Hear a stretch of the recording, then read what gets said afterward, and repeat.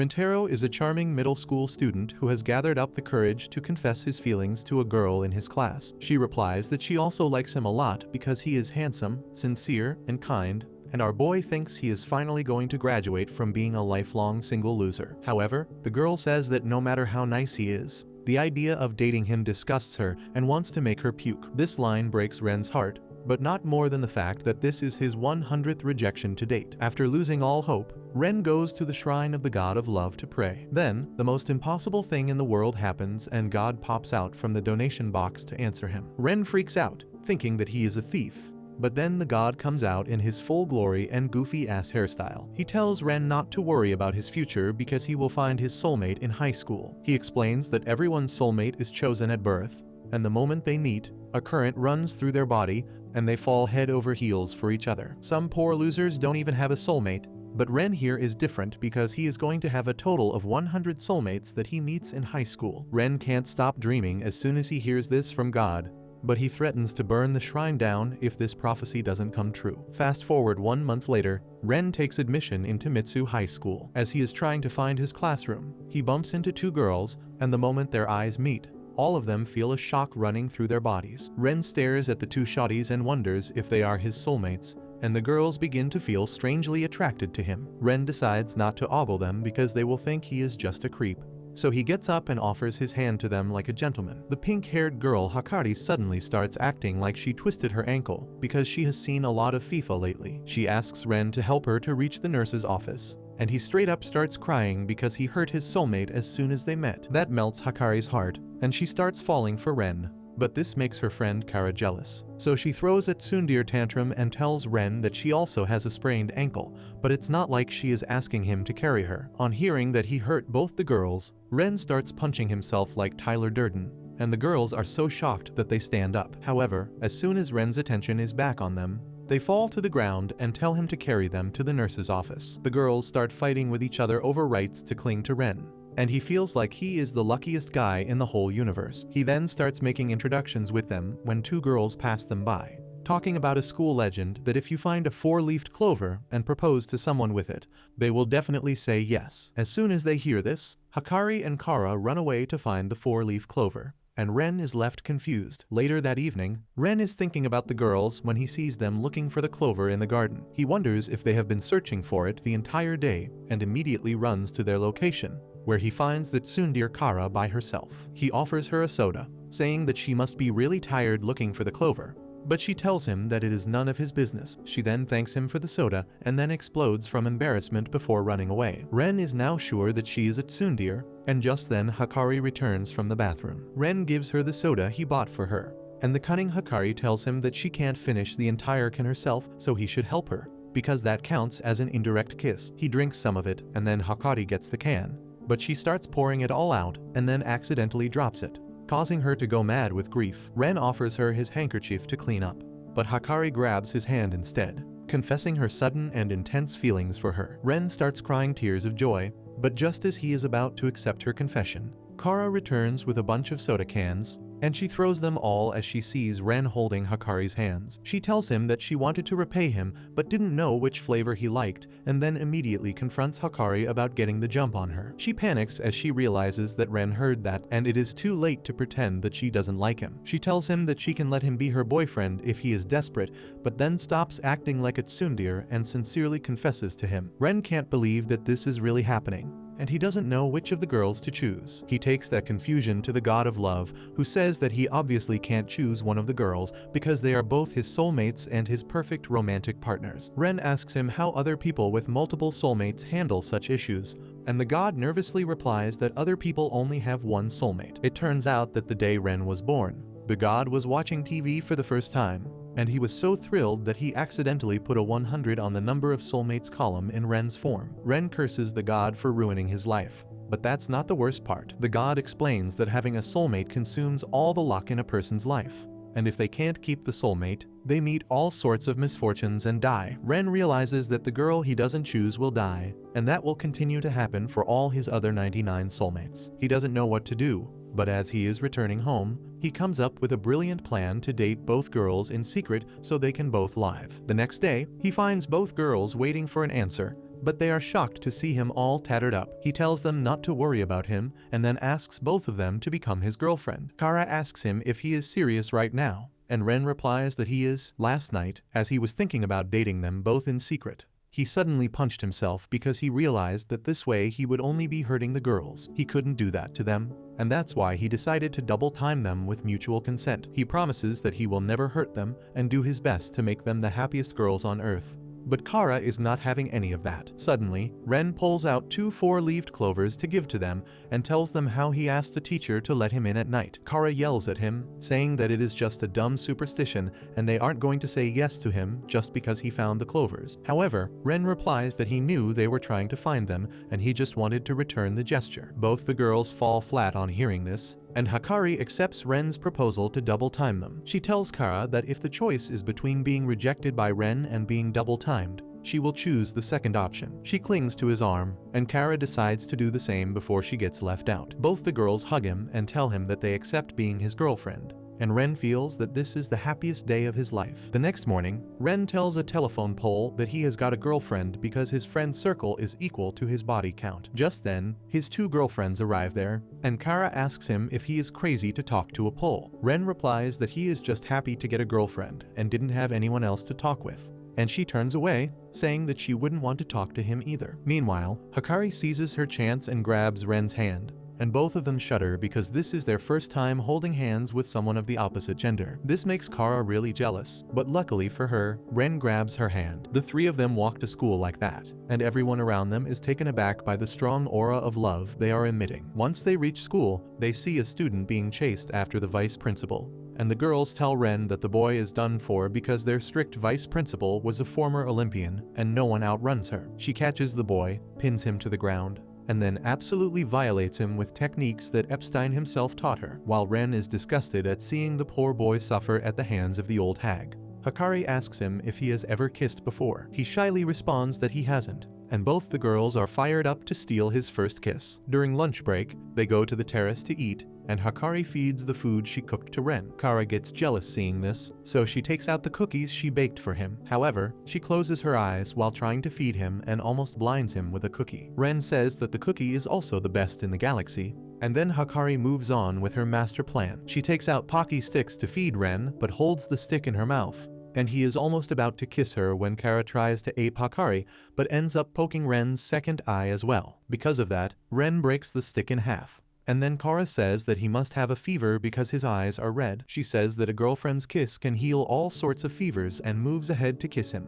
But Hikari slaps her away with her big bazookas, and the 2 girls start fighting over who gets to kiss Ren first. He tells them that they can just ask instead of playing these games because he wants to kiss them too. But the girls tell him that both of them want to be his first kiss and only one can get that honor. Luckily, Ren has already gone through hundreds of imaginary scenarios about how to please his girls, and he has a solution for that. It includes a pair of dice, a blindfold, and a music player, and Ren explains a weird game about how they all will be blindfolded and no one will know whom he kissed first, so both of them can claim his first kiss. While Hikari thinks that this is a Batman-level plan that Ren came up with a night of prep time, Kara says that they can easily cheat. Ren's solution to that is to pinky promise that none of them will cheat. With that, the game begins, and Ren starts walking towards his first target. However, things don't work out as things keep happening. Sometimes he ends up touching Hikari's big milkers that give her away, and other times a cat starts playing with Kara's kitty, forcing her to attack Ren. Ren decides to restart the game again,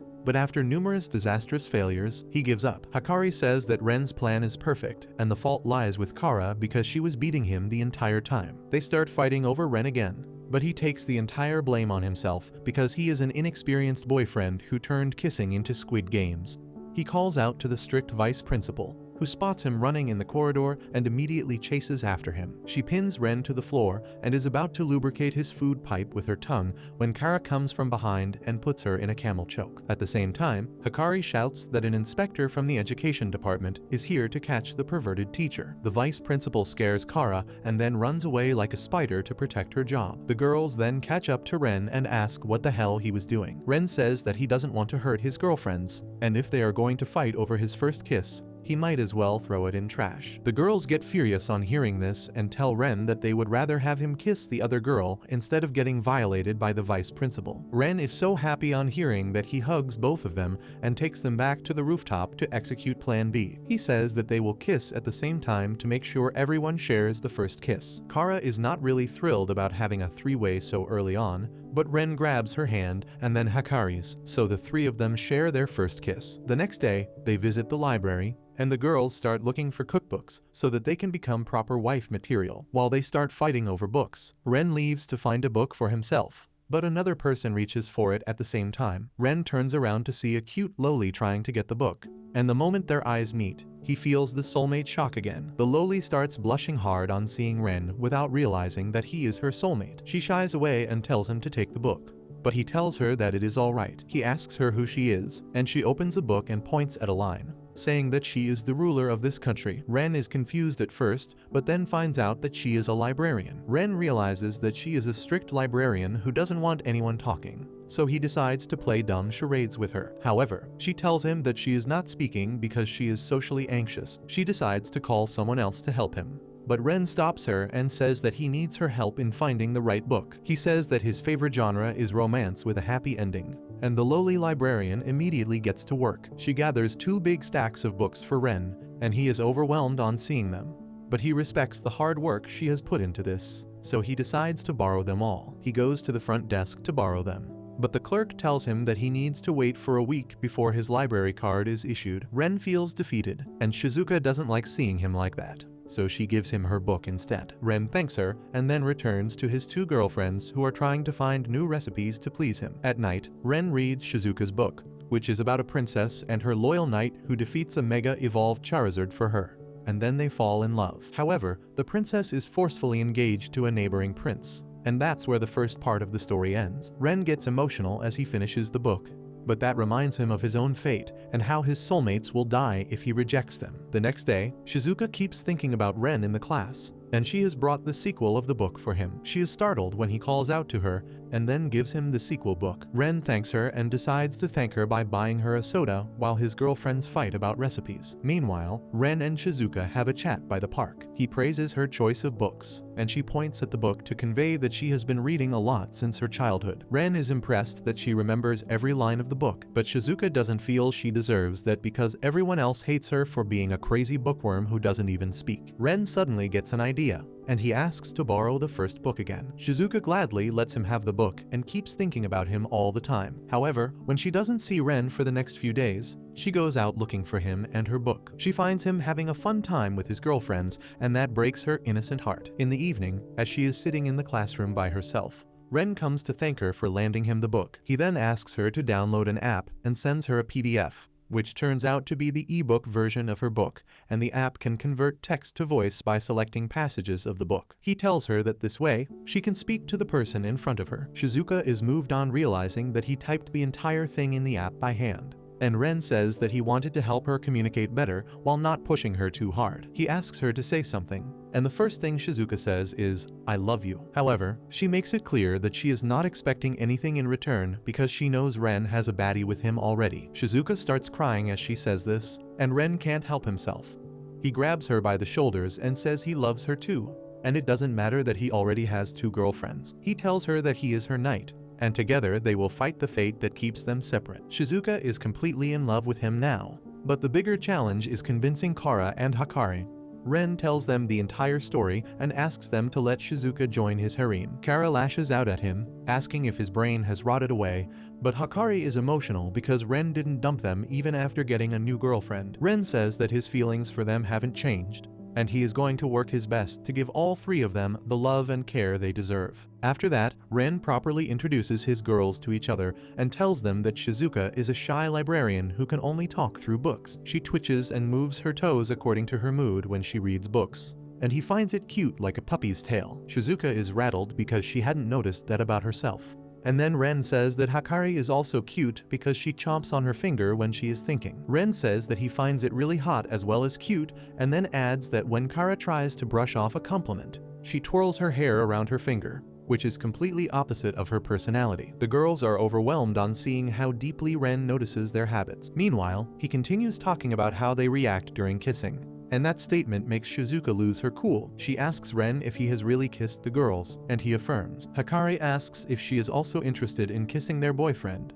and Shizuka blushes as she says that she plans to do those things only after marriage. Ren tells her that it is fine because he wants to kiss her when she is ready, while his first two girlfriends think that they should kiss right now. Anyway, they start eating lunch after that, and Harami and Kara compete about feeding Ren. Shizuka quietly eats her lunch while watching them, and later, the two girls start fighting over Ren. Shizuka can only watch them awkwardly, and Ren realizes that she needs to get used to things around here before opening up. However, he has plans for that, and those plans include a deck of cards and a penalty system where the loser gets tickled by the winner, because that will help them break the ice. However, the girls realize that if they lose, Ren will tickle them, and they can't miss this chance. Soon, they start playing Old Maid, and Ren wins the first round while Kara loses on purpose. As Ren starts tickling her, she falls on the ground and looks like he tickled her insides instead. In the next round, Hikari loses and gets to feel Ren's manly fingers tickling her. Shizuka loses the third one, and Ren gets excited to hear her laugh. However, Shizuka only laughs through the texts, but he decides to continue because she looks adorable. Meanwhile, Kara and Hikari decide it is their turn to have fun by tickling Ren, but the winner of the next round is Shizuka. She only pokes Ren in the name of tickling, and Hikari realizes that Shizuka is so shy that she is not misusing the chance to touch her boyfriend everywhere. She thinks that this makes Shizuka cuter than a poser like her and a much more dangerous rival than Kara. After a while, Ren takes a bathroom break, and Kara immediately confronts Shizuka, asking if she is holding back her naughty desires because they are watching her. She tells her to stop holding back and take full advantage of being Ren's girlfriend. Shizuka decides to come clean and says that she is holding back because she doesn't want Ren to compare her with Hikari and Kara, who are both more outgoing and passionate than her. The girls are smitten by her honesty and cuteness, and they tell her to stop worrying because Ren loves them all equally and he won't compare them. The girls start getting along with that, and that was Ren's plan all along. He could see Kara's anger earlier, and his first instinct was to stop the fight from happening, but then he decided to step away so that the girls could be honest with each other, which is the most important part of getting close to each other. He returns to the rooftop with that,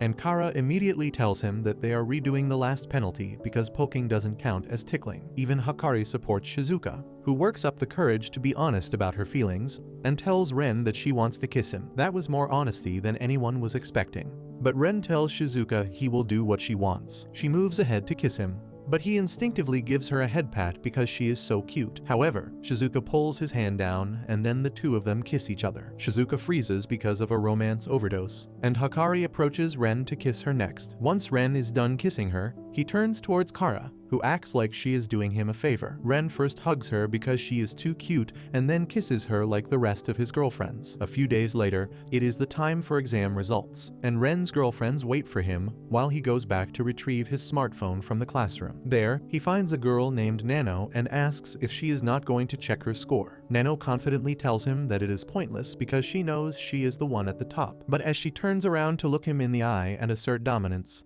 both of them feel a shock running through their body. Ren realizes that she is also his soulmate and asks her if she wants to check the result together. Nano turns him down again, saying that it is a waste of time, and Ren leaves her alone. Once he checks the results, he pats the heads of the girls for doing well on the exam, and then checks who is the topper. He is shocked to see that Nano has gotten full marks in all subjects, and he asks his girls if they know anything about her. They tell him that Nano is distant and cold because she focuses on efficiency over anything else, and that's why everyone thinks she is AI. Anyway, they return to the classroom, and for a biology lab class, Ren gets paired with Nano, who is calm and elegant. He decides to start the conversation by talking about the experiment to see onion cells under a microscope.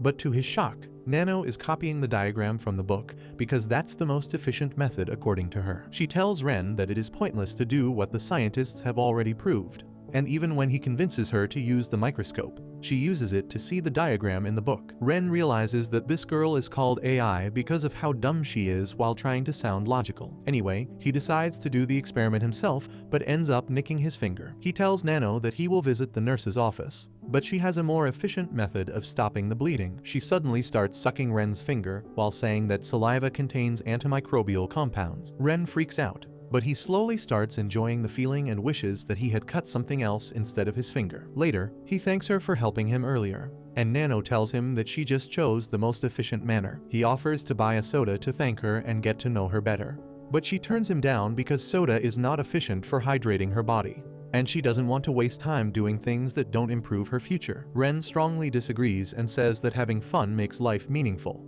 but Nano leaves him stunned with some capitalistic logic that he is too dumb to process. However, now he wonders if someone like Nano is really his soulmate. Later that night, as Nano is studying, she keeps thinking about how outrageously she started sucking Ren's finger. She wonders why she did it and stresses over it. So to get back her focus, she starts writing down the value of pi to the last decimal place known to mankind. However, when even that doesn't help, she realizes she needs to do something more drastic. So the next morning, she calls Ren to meet her and tells him that she is in love with him and wants to become his girlfriend because his thoughts keep distracting her. Ren gladly accepts the proposal, but then Nano refuses him because she wants to end their love and continue her efficient life. She tells Ren that love between teenagers is useless, so he should forget about her. But he refuses, saying that she can't break his heart because he has endured 100 rejections. He asks her to go on a date with him, and if he can't win her over, he won't bother her again. Soon, they go on the date, and Ren is excited because this is his first ever date. He starts swooning as he sees Nano in casual clothes and tries his best to make her have a fun time. However, she keeps complaining about everything from silly rides to instant cameras and haunted houses. However, when Ren takes her on a Ferris wheel, she starts trembling because she is afraid of heights. Ren asks if he can sit next to her, and Nano agrees. She grabs his sleeve with her trembling fingers and then ends up holding his hand, and Ren is unable to process what she is thinking. At the end of the date, he asks if she had fun, and she affirms but tells him that doesn't mean she will date him. She says that this was a meaningless day because she didn't gain anything valuable, and Ren decides to play along. He says he will burn all the memories of this meaningless day. But as Nano sees him burning the pictures, she remembers their date and snatches the pictures away. That was what Ren was aiming for, and he tells Nano that she gained something valuable today that she can't measure in terms of usefulness. Nano starts crying on hearing this, and after Ren helps her calm down, she asks him to become his boyfriend for real. She says that she wants to find out valuable things that she has missed in her life and spend a fun time with him. Ren gladly accepts the new relationship, but then Nano grabs his hand and pulls him in for a kiss, because that's the most efficient way to progress their relationship. The next day, Ren introduces Nano to his harem and asks for their permission to add her into the group chat. But the girls are more interested in the theme park date because they wanted something like that too. Ren tells them that they should go out together the next week and asks if anyone has any ideas, and Hikari was waiting for this chance. She tells Ren about a new theme park with a pool that opened up recently and asks if he wants to go there. Soon after that, the girls go for swimsuit shopping, and Kara is pissed because she doesn't think she looks cute in swimsuits. However, she soon finds a cute white swimsuit and decides to buy it in case Ren likes it. Soon, the day of the group date comes, and Ren feels like he is in heaven after seeing his girls in swimsuits. Shizuka apologizes because she only wore the school-issued swimsuit, but Ren praises her for her decency. Just then, Kara comes out while wearing a changing robe, claiming that she is not feeling well. Nano tells her to rest on the benches to feel better, and Shizuka offers to give her company. But Kara pats her head and assures her that she will be alright. She walks away with that, and everyone else starts playing in the water. Shizuka starts spinning in her float tube because of the current,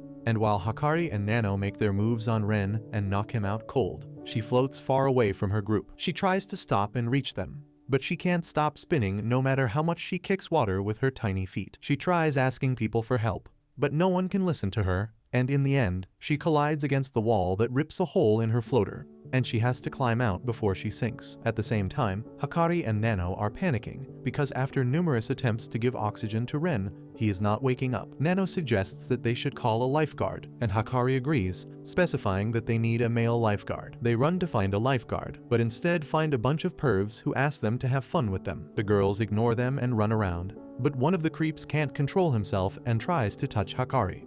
Luckily, Nano stops him and pokes his eyes to knock him out efficiently. His buddies get mad at this and decide to teach the girls a lesson, and Nano realizes that this is going to take a lot of time, so she volunteers to accompany the boys while Hikari finds the lifeguard. Hikari asks her why she is taking such a risk, and Nano replies that Ren will be more hurt if something happens to Hikari since they have been dating for longer. However, Hikari refuses to accept that and tells the creeps that no one wants to waste their time looking at their ugly faces. This infuriates the creeps, and they try to attack them. But just then, Ren arrives there to take the blow and save them. He tells the pervs to stay away from his girlfriends and says that they can have all the fun they want with him as payback for Nano blinding their friend. The perverts tell him that they don't swing the way and tell him to take his girlfriend and leave. Ren tells them that both of them are his girlfriends, and the creep asks him to kiss them both to prove that's true. Ren doesn't want to play along, but his girls just need an excuse to kiss him. Once they are both done, the creeps freak out and say they don't want to do anything with such freaky hoes and run away. Just then, Kara comes there running and explains that a few seconds later, she saw them picking a fight with the creeps, so she looked around to see what Ren was doing. She found him on death's door and told him to wake up because his girlfriends were in danger. And that was all he needed to come back to his senses. Ren then thanks Nano for saving Hikari, but tells her not to put herself in danger because he won't be able to forgive himself if something happened to her. Nano blushes hearing that, but just then Ren notices Shizuka is missing. He starts panicking, fearing that something might have happened, and immediately rushes to find her. Meanwhile, Shizuka is trying to ask for help, but then her phone's battery dies out. She feels incredibly lonely and scared, but just then, Ren arrives there, screaming her name. He can't see her, and she realizes that she needs to call out to him using her real voice. However, she feels that he won't be able to hear it because her voice is so tiny. She takes the leap of faith and calls him, and Ren can hear her faint voice. He immediately reaches out to her and carries her in his arms, and Shizuka kisses him in the middle of the pool. After that, they reach the rest of the girls, and Ren decides to take a break with Kara. He has now realized that the reason she is not playing in water is because she feels insecure that she is not as thick as Hikari and Nano or as cute as Shizuka. She feels that she won't look good in a swimsuit. But then Ren takes off her dressing robe to reveal her swimsuit. Kara starts slapping him for having no manners, but then Ren hugs her, saying that she looks stunning. He tells her that she doesn't have to feel insecure about anything because she is perfect, and then he kisses her. After that, he takes her back to the rest of his harem, and all of them enjoy their time at the pool together. A couple days later, Ren's girlfriends take him to eat special couple pancakes, but as he passes by the chemistry lab, his eyes meet with a red-headed nerd baddie, and a current runs through both of them immediately. He gets no time to talk with her then, but he visits the chemistry lab the next day to meet her. He doesn't find her there, and instead there is an excited loli who introduces herself as Kusuri, Chem Club. Ren asks her about the girl he saw yesterday, but Kusuri tells him to wait and drink the tea she prepared. Ren politely obliges, and soon, Kusuri returns with a test tube in her hand, saying that this is the human magnet formula that can turn people into magnets. She tells Ren to try it, but he thinks it is risky. However, Kusuri doesn't take no for an answer and force feeds the formula to him. To Ren's surprise, it works, and then Kusuri drinks the medicine, but with the opposite polarity that attracts her to Ren like a magnet. He is overwhelmed by her cuteness, but controls himself because the FBI is watching. He asks her to get away, but Kusuri tells him that the effect of the formula will end in 10 minutes. However, they are going to be the longest 10 minutes of their lives because Kusuri has been holding her bladder the entire time. Luckily, she was wearing diapers in case something like this happened, but that is also too crazy and gross for Ren. Anyway, once the 10 minutes pass and they separate, Kusuri begins to tell Ren about the other medicines she has made. Ren feels like the girl is distracting him from the goal of finding his soulmate, but he can't stop thinking about her. Kusuri knows this too, and she reveals that the tea he drank earlier was actually a love potion because she likes him a lot, and they should go out on a date. She is sure that he won't refuse her under the effect of the love potion, but then Ren starts puking the potion out. Kusuri starts crying, thinking that he doesn't want to be in love with her, but Ren says that he just wants to be himself when he accepts her confession. However, before he can throw up the medicine, it starts reacting violently with his body, and he starts spasming. Kusuri tries to feed him a medicine that will counter the previous medicines, but since she can't feed him normally, she decides to do it with a kiss. Once Ren is normal, he He tells Kusuri that he didn't need the medicine to be in love with her because he already likes her. She turns red from embarrassment on hearing this and begs him to date her. Ren agrees, and just then she grows up into the girl he saw yesterday. He is shocked and asks what is going on, and Kusuri explains that this is her original form and a failed experiment to become immortal turned her into a lowly. She says that the drug neutralizing medicine must have turned her back to normal, but she will return to her tiny form in an hour. She tells Ren that she is a third-year student, and he bows to her on realizing she is a senpai. He agrees to date her and takes her to his harem when she becomes a lowly again, explaining the entire story of how he met her. Kusuri introduces herself and says she is here with gifts for everyone. For Kara, she has medicines that can untwist her personality and give her what puberty couldn't. Kara immediately locks down Ren for telling such things about her to his new girlfriend, but apologizes as soon as Kusuri says that she did her own research. Next, she gives Hakari a hot stuff medicine, and she thinks it will give her a BBL. That will make Ren go crazy. Instead, it makes her sweat so hard that her clothes melt off. She panics, but then Ren gives her his sweaty gym clothes, and Hakari thanks Kusuri for the real gift. After that, she gives Shizuka a medicine that makes her grow sensitive bunny ears, and a medicine that allows Nano to control her hair for maximum efficiency. Next, they sit down to have tea and breakfast, but Kusuri gets the urge to pee again. As she leaves, she tells the girls that the tea is different for them and Ren, but they will get it once they see the bottles. The girls see a big blue bottle and a small red bottle, so they think the big blue bottle is for them because they are more. However, it turns out to be the exact opposite because Kusuri thought the girls would understand that blue is for boys and red is for girls. She says that the tea in the blue bottle makes the drinker kiss their lover crazily, and she wanted Ren to kiss her. Ren tells her that there was no need for that, but before he can do anything, his girlfriends become cray-cray for his kisses. They toss Kusuri away and pounce on Ren with superhuman strength, because after drinking the kiss-kiss medicine, they become superpowered zombies. Kusuri tells Ren they need to act soon because if they don't get the neutralizing medicine in an hour, they will remain like this for the rest of their life. Kusuri takes Ren away from the kiss zombies and closes the roof door. However, the kiss zombies catch up to them in no time, and the two of them start running. Nano realizes that it is inefficient to chase them and sends the girls in all directions to corner them. Ren sees it and decides to distract the girls while Kusuri makes the medicine. He tries to lead Shizuka away because she is the slowest, but then she slips and hurts her head. Ren can't stop himself from carrying her to the nurse's office, but the nurse is on leave, and he has to treat her himself. However, he recalls that Shizuka is a kiss zombie too late, and she pins him to the bed and starts making out with him. Ren feels so good that he doesn't want to stop, but he realizes that he might lose the real Shizuka forever at this rate, so he leaves her hanging and heads to find the other girls. Hakari and Kara find her first, and Kara launches Hakari towards him to knock him to the ground. With that, the girls catch up to him and take turns kissing him. Ren knows they are too strong to push away, but luckily, they start fighting out of nowhere, and he realizes that they still have their personalities. So he makes them kiss each other, and the girls continue what he started because they have already kissed each other, and they count as lovers too. Ren starts getting excited on seeing lesbian action in 4K. But then he remembers that he needs to help Kusuri. He reaches the lab, but to his shock, Nano is already there. Ren panics and hides in a closet, hoping that Kusuri reaches the lab in time to make the medicine. But unfortunately, she was hiding in the same closet before him. Kusuri tells him to run away and distract Nano, but he knows that Nano will understand that he is acting as a decoy and won't fall for it. Suddenly, Kusuri starts crying, saying that everything is always ruined because of her. Everyone left the chemistry lab because of her obsession with drugs, and now she is going to ruin the life of the guy she loves as well. She clutches her coat in frustration, but then realizes that she has an emergency neutralizing medicine with her that can help her save the day. Ren thinks that they can turn Nano back to normal with the medicine, but instead, Kusuri starts drinking it. Ren interrupts her and causes her to drop the test tube midway, causing her to freak out because she was planning to turn into her grown-up version that Nano hadn't seen to sneak past her. Ren gets flustered because he is so close to Kusuri, but she tells him they need to hurry because the medicine won't last long as she drank only a little bit of it. She decides to catch Nano by surprise and tie her up, but ends up revealing her name accidentally. Nano ties her up pretty kinkily on hearing that,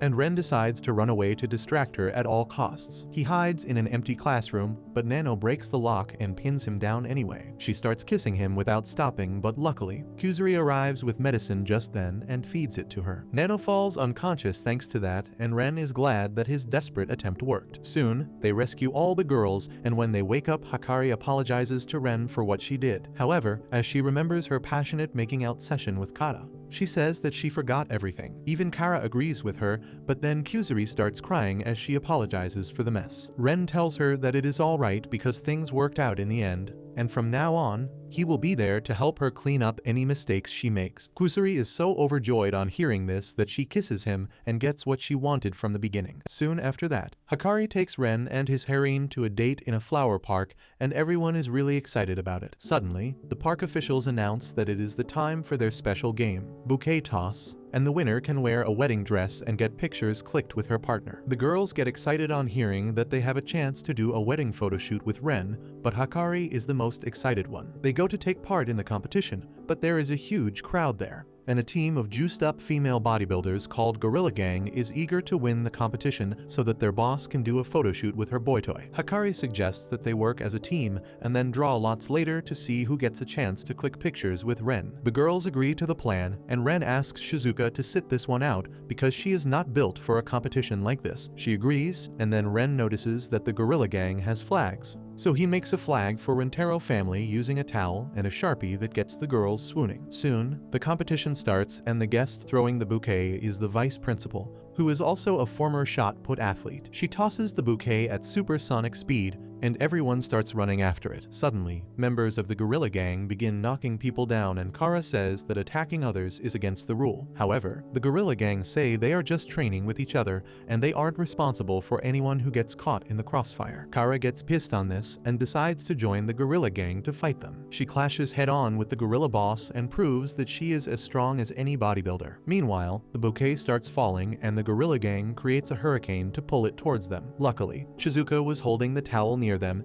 and she gets sent flying by the hurricane. She uses the towel as a parachute and glides towards the bouquet. She catches it, but that makes her fall down and everyone panics. The girls move to the location that Nano predicts, but their natural airbags send her bouncing back in the air, but Ren is able to catch her before she kisses the ground. With that, Ren's family wins the game, and it is time to draw the lots. Hikari says that she has already brought sticks for that, because she is planning to hustle everyone and steal the photo with Ren at all costs. She has marked the winning stick with a small cut and asks Nano to pick first because going by efficiency, she will pick the nearest one. However, Nano exceeds her expectations by saying that the most efficient method is if everyone picks together. Hikari freaks out because she never thought of this, but somehow still ends up winning through sheer dumb luck. She is super happy about it, and other girls also tell her to hurry up. But Hikari asks them to join them in the photo. Once the photo is clicked, she thanks Ren for fulfilling her lifelong dream before asking him to break up with her. Ren is stumped at this request, but he can't say anything immediately. As he changes clothes, he wonders what happened to Hikari. He starts looking for her, but the staff tells him that she said she had urgent business and left in a car. Everyone is worried about her, and Ren tries calling her, but she doesn't pick up. So he follows the address that was on a letter containing her steamy pics she once sent to him. That address leads him to a lavish mansion, and he sees Hikari looking sadly out of a window. He calls out to her, and she signals him to quiet down before a guard comes checking for the sound he heard. Ren hides from the guard and gets a call from Hikari's landline, who tells him to leave her alone. He refuses, saying that he wants to know why she wants a breakup, and Hikari confesses that her mother found out that she is in a harem, so she made her break up with him. She knows that her mother is ruthless and will use the power of money to keep them separate. Hikari says that she still loves Ren, but just then, her mother arrives and takes the phone from her. She tells Ren to get out of her daughter's life before she removes him from this world and then ends the call. Ren starts screaming at her to listen, but then the guard catches him and tells him to get lost because there are things in life that he can't change. Ren leaves, defeated and broken. But as he is wallowing in despair, he sees a 4-leafed clover and decides to do whatever he can for his girl. He tells his harem about the situation with Hikari and says that he is going to break into her mansion and run away with her. He says that they will go into hiding and he doesn't know when they can return, so he wants his girls to wait for him to get back. However, they are not having that and tell him that they will come with him and rescue Hikari together. Soon, they sneak into Hikari's mansion, and the girls are impressed that she comes from old money. Ren tries throwing a ball at her window to get her attention, but it bounces off the wall and a fluffy white cat takes it, refusing to give it back. In the commotion, the guard comes there and Ren's harem hides behind a tree while the cat distracts the guard. Suddenly, Nano gets an idea on realizing that this family has a cat, and she uses the pet door to toss pebbles at the doorknob to unlock it from inside. Everyone is amazed at how insane but effective she is. But Ren notices that she injured her nail in the process. As Kara bandages her, she asks Nano why would she hurt herself, and she replies that she just wants to help her friend. With that, they enter the house, but immediately a big and scary guard dog blocks their path. Everyone freaks and runs out, but Shizuka is so scared that she can't move. She fears that the dog is going to tear her apart and eat her, but she decides to sacrifice herself for Hakari. However, the dog starts licking her instead, and Nano realizes that the dog's protective instincts kicked in after seeing how defenseless Shizuka is. Kuzuri rolls a sleeping potion towards Shizuka and tells her to use it, but Shizuka drinks it herself and falls asleep. Luckily, the dog licks the remaining medicine and falls asleep right away as well. Thanks to that, they are able to wake Shizuka up and continue on their journey, but they meet the cat again in a long corridor. They trip the infrared alarm and panic, but manage to hide behind the doors as the guards arrive and find the cat. They think that the cat triggered the alarm as it always does, so they take it away. After that, Ren and others wonder how can they cross the corridor, but Kuzuri has a solution for that. She tears an envelope with infrared vision eye drops and makes Ren use it. But in the meantime, Kara picks up the letter. Kuzuri snatches it back from her, but Nano has read the address already. She says that the letter was addressed to a foreign pharma company that Kuzuri wants to work at, and today is the last day to apply for an internship there. Kuzuri says that Hakari is a friend, and saving her is more important than the internship. She then asks Ren if he can see in infrared now, so he opens his eyes to unleash homegrown Sharingan. Now, he can see only infrared light, and he freaks out on seeing that the trap covers everything from the floor to the roof. However, there is an open area near the chandelier, and he says they can cross the trap through it. Everyone thinks it is impossible because they can't climb up the walls, but then Nano gets an idea. She ties Ren and Kara together in reverse 69 so that they have enough reach to climb the wall. They start walking up the wall and then over the infrared traps. But as they cross the chandelier, Kara's clothes get loose and Ren's face is pressed directly against her belly and down under. She barely manages to get past the trap without losing her grip.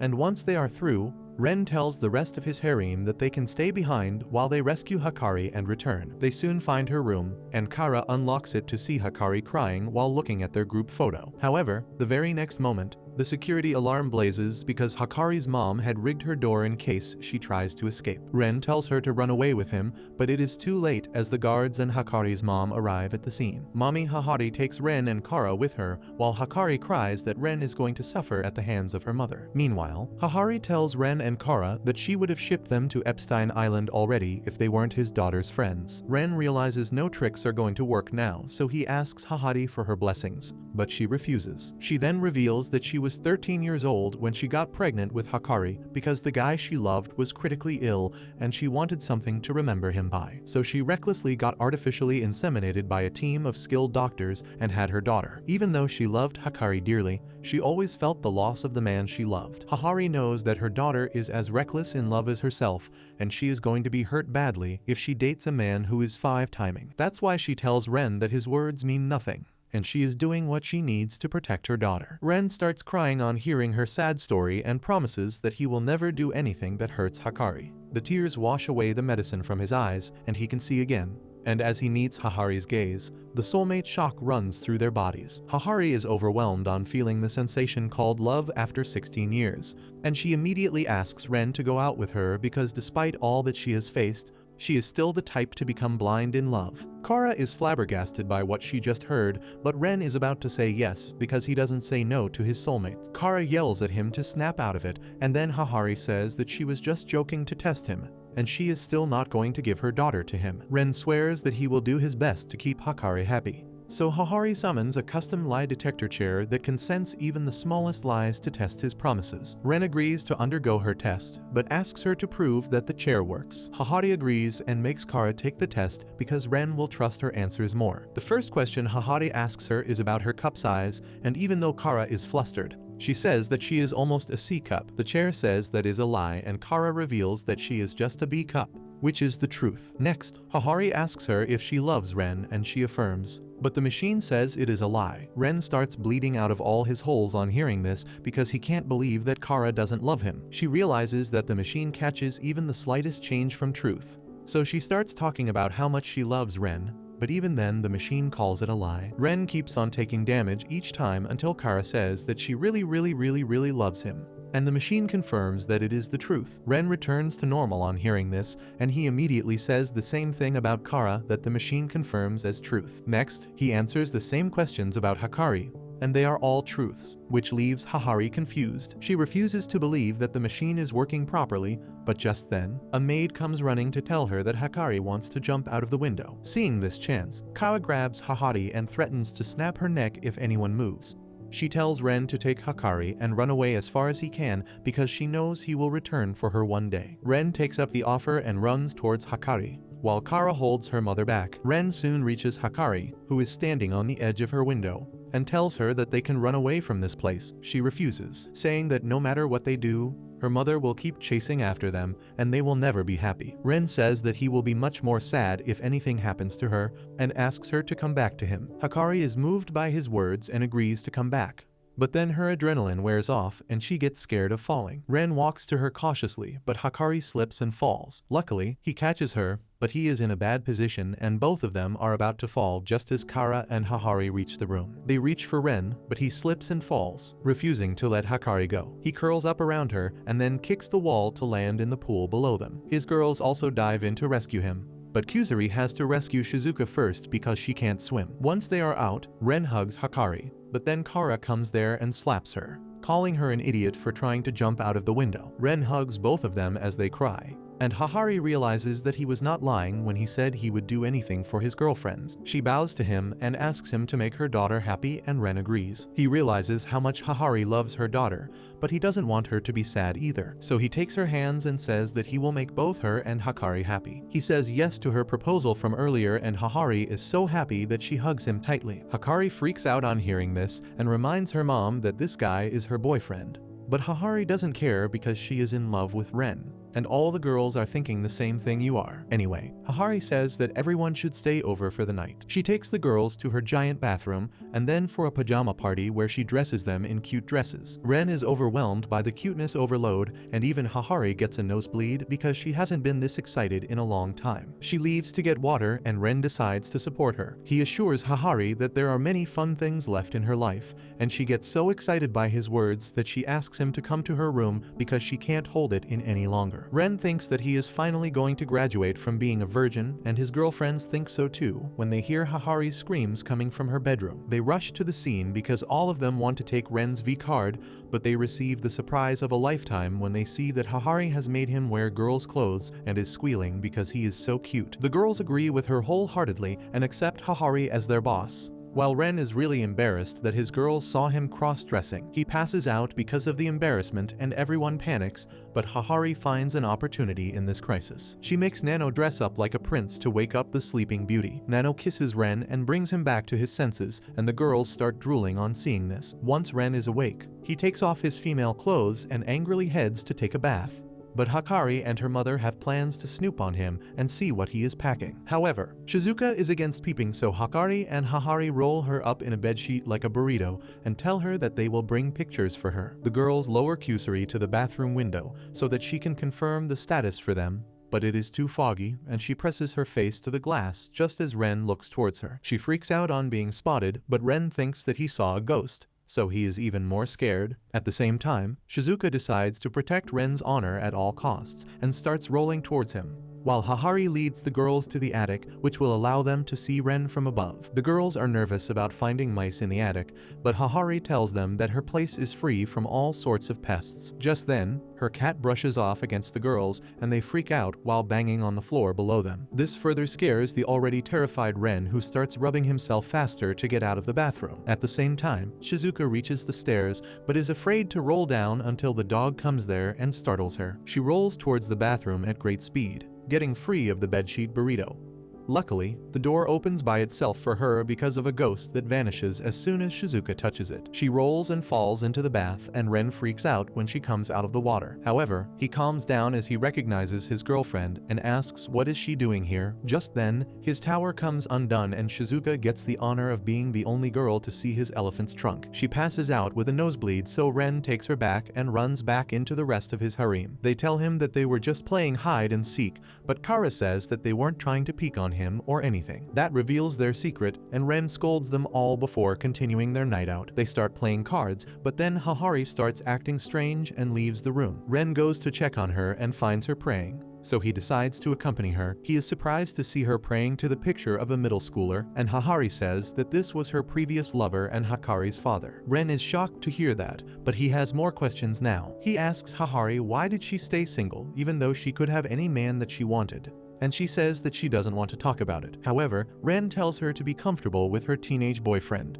and she says that she loves her ex so much that she never wanted to love another man. Despite that, she fell in love with Ren, and it feels wrong. Ren suddenly hugs her and tells her that no one said she can only love one person at a time because he loves multiple girls too. Hahari is really moved, and she hugs Ren, asking him to kiss her because her ex never did, and on his deathbed he asked her to save her first kiss for someone who would never leave her alone. She suddenly takes her words back, but then Ren pulls her towards him and kisses her while she thinks of her ex, which would normally be a red flag. After that, all of them fall asleep, and Ren wakes up in the middle of the night to go to the toilet that is oddly not joined with the bedroom. On the way, he sees the ghost of Hakari's dad, and instead of getting scared, he asks him how is he here. The ghost tries scaring Ren, but he is pretty chill because he sees him as his father-in-law, and says that he must be a nice guy if Hahari loves him so much. The ghost of the ex can't pretend to be scary anymore, and he reveals that he has been watching over his girlfriend and daughter for the past 16 years,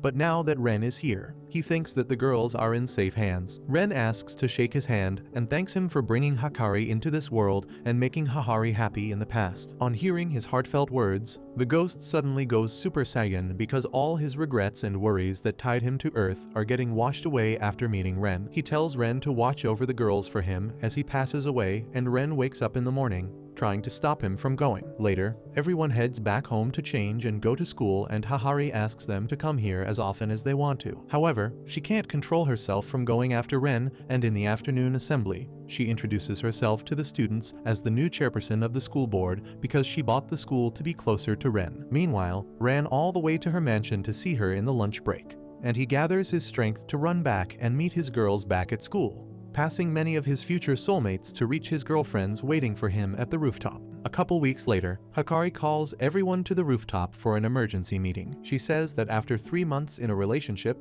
guys start getting a little bored. That is why she asked Kuzuri to make them a medicine that can revive Ren's interest in them. Kuzuri comes forward with the medicine and mixes it with the final ingredient, but it doesn't work out as she planned and explodes. Ren comes running to see if his girls are alright and finds that the medicine made the girls switch their bodies just like in Your Name. They start quarreling about how they are going to handle it, and Ren asks them to slow down and explain who is who right now.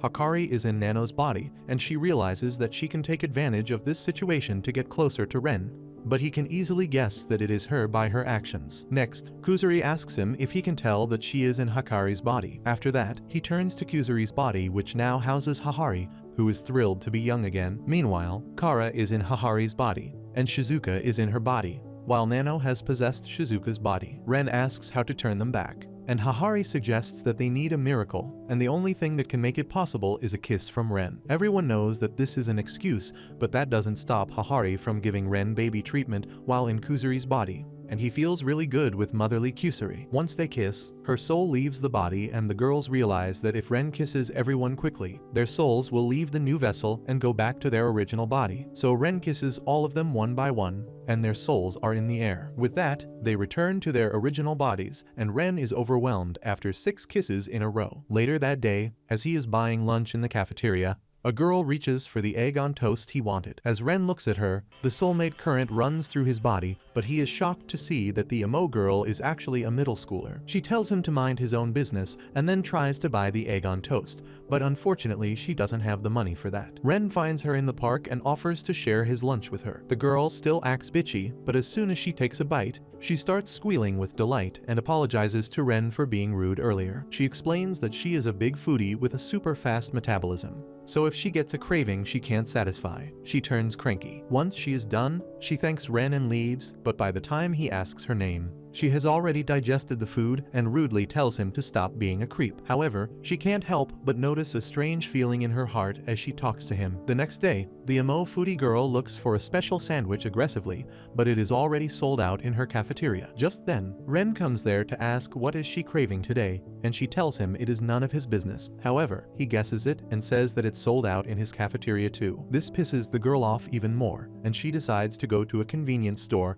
and when Ren offers to go instead, she lashes out at him. She runs off with that, but can't find the sandwich anywhere. She throws a tantrum because she is mad at herself for lashing out on someone as kind as Ren. Soon, she reaches school and Ren is waiting for her at the gate. He asks her to come with him to the kitchen where he has prepared the sandwich she wanted after getting permission from school and using makeshift ingredients. He got a little injured in the process, but says it is fine, and the girl gets emotional. She asks why would he do so much for someone like her, and Ren says that she really enjoys eating food and he found that charming. The girl starts blushing on hearing this and says that the food she eats with him tastes special, so she wants him to eat lunch with her every day as her boyfriend. Ren happily accepts the proposal, and the girl introduces herself as Kirimi after becoming his girlfriend. With that, Ren takes Kirimi to meet his harem, and she clearly tells them that she has no plans of being chummy with anyone except Ren, and the girls are a little hurt on hearing that. Next, Ren tells them about an eating competition the next Sunday where the reward is a special gelato made by a Michelin star chef. He says they should register as a team, but Kirimi says she will win it solo. However, Ren explains that middle schoolers need a guardian with them, and since Kirimi's parents work on Sunday, she agrees to join the team with Hahari acting as her guardian. The next Sunday, Ren and his harem go to the food fight,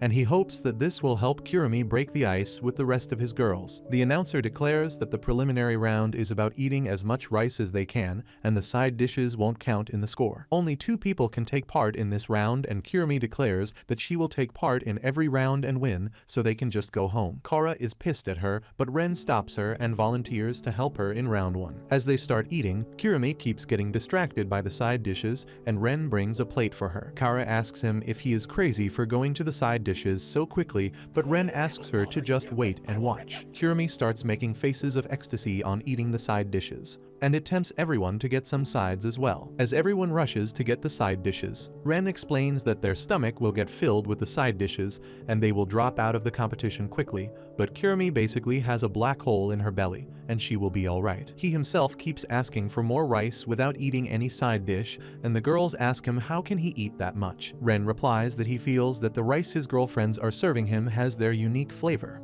and he can't get tired of eating it. Soon, the prelim round ends, and despite their performance, Ren and Kirimi are only third. The second position goes to the Gorilla Gang, and the first position is taken by a sumo wrestler named Chonko, who came here straight from the One Piece universe. The next round is drinking boba tea, and Shizuka volunteers to help Kirimi. As the round begins, Chonko begins swallowing entire glasses of boba tea at once, but others start struggling to chew the tapioca balls after 10 minutes. Somehow Shizuka has no problem with it, because she has trained her tiny mouth since childhood to chew harder and longer than other people. Thanks to that, Ren's family gets second position. The next round is eating 10 pieces of sushi quickly, and Nano steps up to help Kirimi, who gets lost in the taste, but Nano starts swallowing sushi whole without chewing. Despite that, she can't beat Chonko because her stomach is full, so she rushes to the highest place in the arena to use her fear of heights to trigger her survival mechanisms that will let her eat more. She finishes the last piece of sushi, earning the second spot,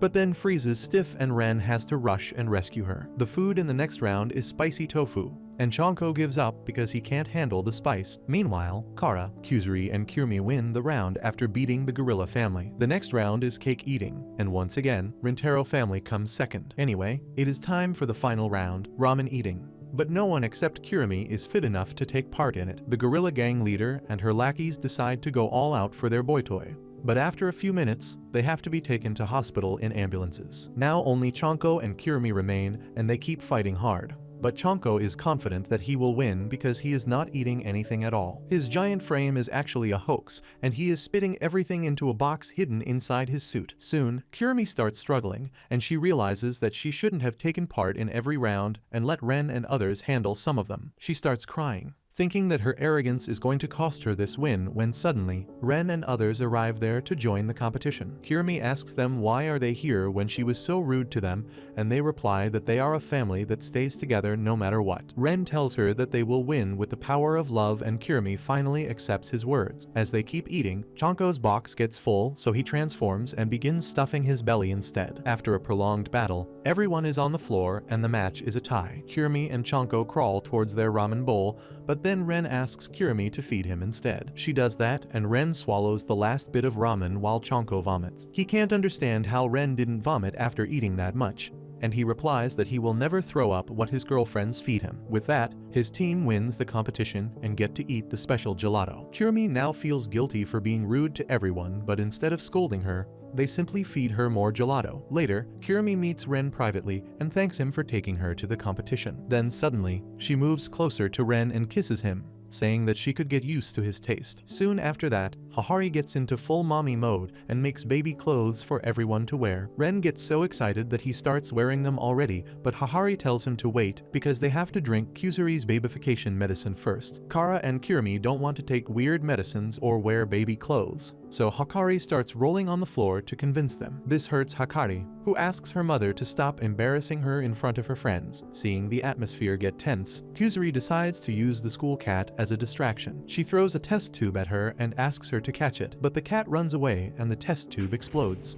causing everyone except Ren and Hakari to turn into babies. They are overwhelmed by their cuteness and dress them in baby clothes because Kusuri told them not to take the neutralizing medicine before an hour. While Ren is overwhelmed by the cuteness of the babies, Hakari starts feeling like a wife who had many kids with her husband. However, they both realize how difficult it is to take care of kids as Shizuka and Nano start running away. Kusuri tries to drink her medicines, while Kirimi and Kara try to get milk out of Hakari's jugs. They suddenly start fighting, and when Hakari tries to stop them, they begin crying as she tries to pacify them. Baby Hahari climbs on her shoulder and pulls her hair, and Hakari thinks she can't handle it. However, Hahari pats her head to comfort her, and in relief Hakari accidentally throws Kirimi and Kara away. Luckily, Ren catches them while dragging his face across the floor, and the babies really enjoy that. Ren realizes that this will keep them entertained, so he keeps dragging his face across the rooftop for an hour. And at the end, his face is pretty messed up. Anyway, he and Hakari realize that raising babies is not an easy task, but it is worth it because kids are little angels. Ren says that Hahari said that Hakari was the ray of hope in her life, and once she is back to normal, Hakari apologizes to her mother for being rude. She realizes that she has never seen her mother look so lively before, and it is because she finally feels free and safe with Ren and others. A couple days later, the harem has a cookie party on the rooftop, and Hahari's maid Mei is there to serve them. Hakari praises how bright Kirimi's eyes shine when she eats, and that leads to a chain reaction of everyone praising everyone's eye color. Hahari says that Mei's eyes are also really pretty, even though she always keeps them closed while wearing a polite smile. Hahari tells everyone that Mei's eyes are rainbow colored, and everyone is excited to see them. Hahari orders her to open her eyes, but Mei's eyelids have become rigid after not being used for so long. She can't open her eyes when she uses her hands, but she can't disobey her master, so she goes looking for a scalpel to cut open her eyelids. Hahari stops her, and the group begins looking for other ways to get her to open her eyes. However, Kirimi is curious about how does Mei see with her eyes closed. She replies that she doesn't, and instead she uses her other senses like Daredevil. She proves that by catching a flower pot that was about to fall on Ren's head, and he is impressed. Suddenly, Shizuka gets an idea, and she tries to startle Mei, but the only people affected by her actions are Ren and Hahari. After that, Nano threatens to startle her by stabbing her with a blade, but that doesn't work out either, and Nano reveals that she retracted the blade at the last moment. On seeing that nothing works, Ren suggests that they try to make Mei laugh because that will force her to open her eyes. He tells her a funny story about how he mispronounced a word earlier, and Mei laughs softly. But when he tells her that it wasn't him, but Hahari who mispronounced the word, Mei's eyes open wide. As her rainbow eyes meet Ren's, they feel the soulmate shock, and everyone is confused about how Ren's plan worked. He explains that Mei is so loyal that she wouldn't want to laugh at Hahari, and the shock got her to open her eyes. However, the bigger issue here is that Mei has fallen in love with Ren at first sight, but she refuses to date him because he is her mistress's boyfriend. Hahari tells her to keep her feelings first, and the rest of the harem also welcomes her.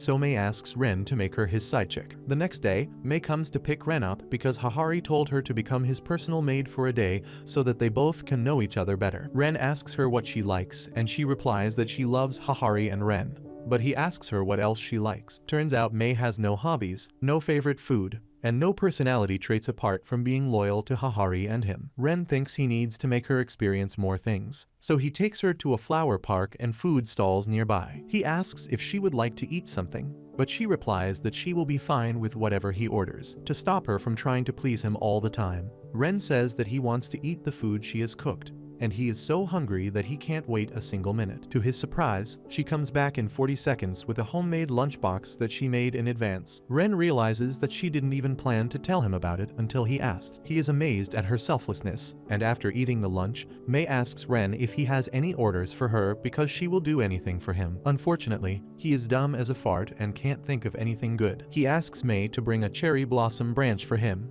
and she obliges. But then he realizes that he is basically treating her like a dog and playing fetch with her. So he asks Mei to throw the stick so that he can fetch it and make things equal.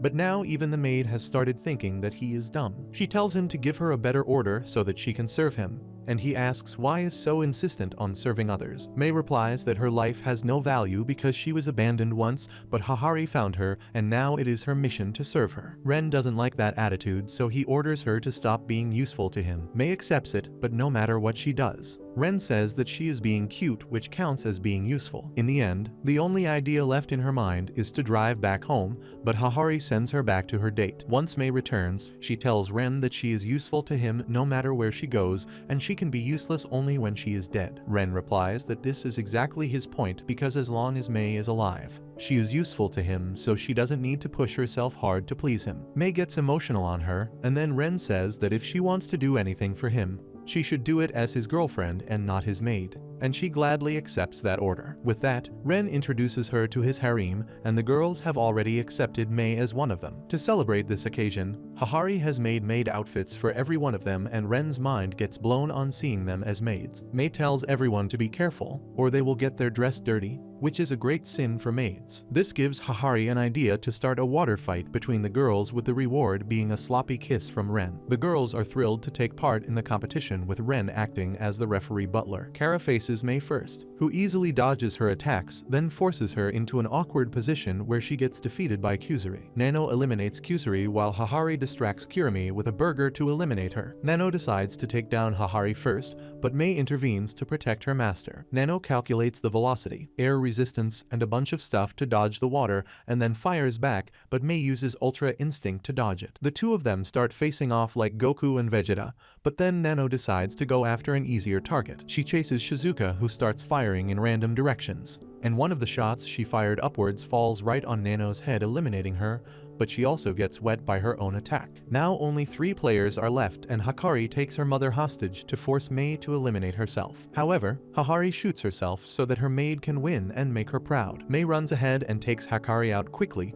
but as she goes to help Hahari up, she gets drenched and eliminated from the game as well. Ren declares that everyone is a winner and kisses everyone, which leaves him drenched in the end, much to the joy of his girlfriends. Soon after that, Ren's girlfriends notice that they have gained weight because they started eating more after the food festival. They start panicking that they will get fat and unattractive at this rate, so they decide to hold a special training for themselves. Ren tells them that he is proud of them and starts going home, but on the way he sees a girl trying to recruit members for their female baseball team, but everyone turns her down. Her eyes meet Ren's, giving them both the soulmate shock. The girl doesn't know what to do, so she asks Ren to join the girls' baseball team and panics when she realizes her mistake. She introduces herself as Ikkyu and tells him that she needs some players so that they can take part in the upcoming tournament or their team will be disbanded. Ren asks how many players she needs, and Ikkyu replies that she needs 8 more players, which is a big number considering that a baseball team only has 9 players. She tells Ren that they used to be a proper team,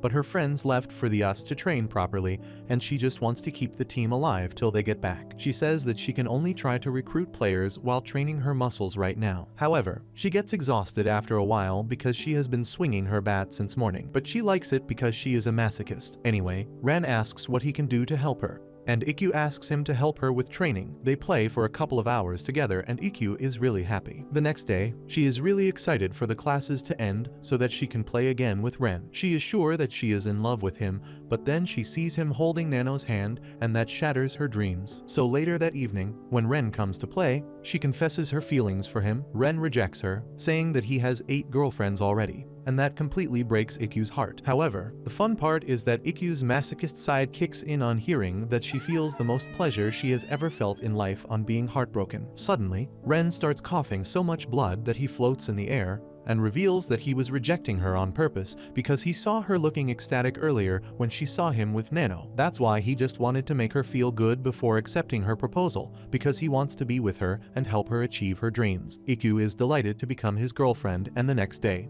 Ren takes her to his harem. Ikkyu introduces herself and asks everyone to smack her ass with a baseball bat to show that she is a newbie who needs to listen to her seniors. Ren explains that Ikkyu is a masochist, and Kusuri decides to give her what she wants. Ren is glad that his tomboy girlfriend is able to break the ice with his harem on her own. After that, he asks his girlfriends how they feel about baseball, because Ikkyu needs help in saving her baseball team. Kara asks Hahari if she can't use her power as the chairman to do something, and she replies that it will be unfair to the clubs and teams that have already been shut down. Ren requests the girls to join the team if they are interested, and they are interested but not in baseball. They want a fun way to lose weight while Ren stays nearby, and agree to join the team. However, Hahari, Mei and Kurumi can't join the team because they are not in high school, but they still volunteer to join the practice. They still need 3 more players, but Ren says they will find them easily and then win the game with the power of love and teamwork.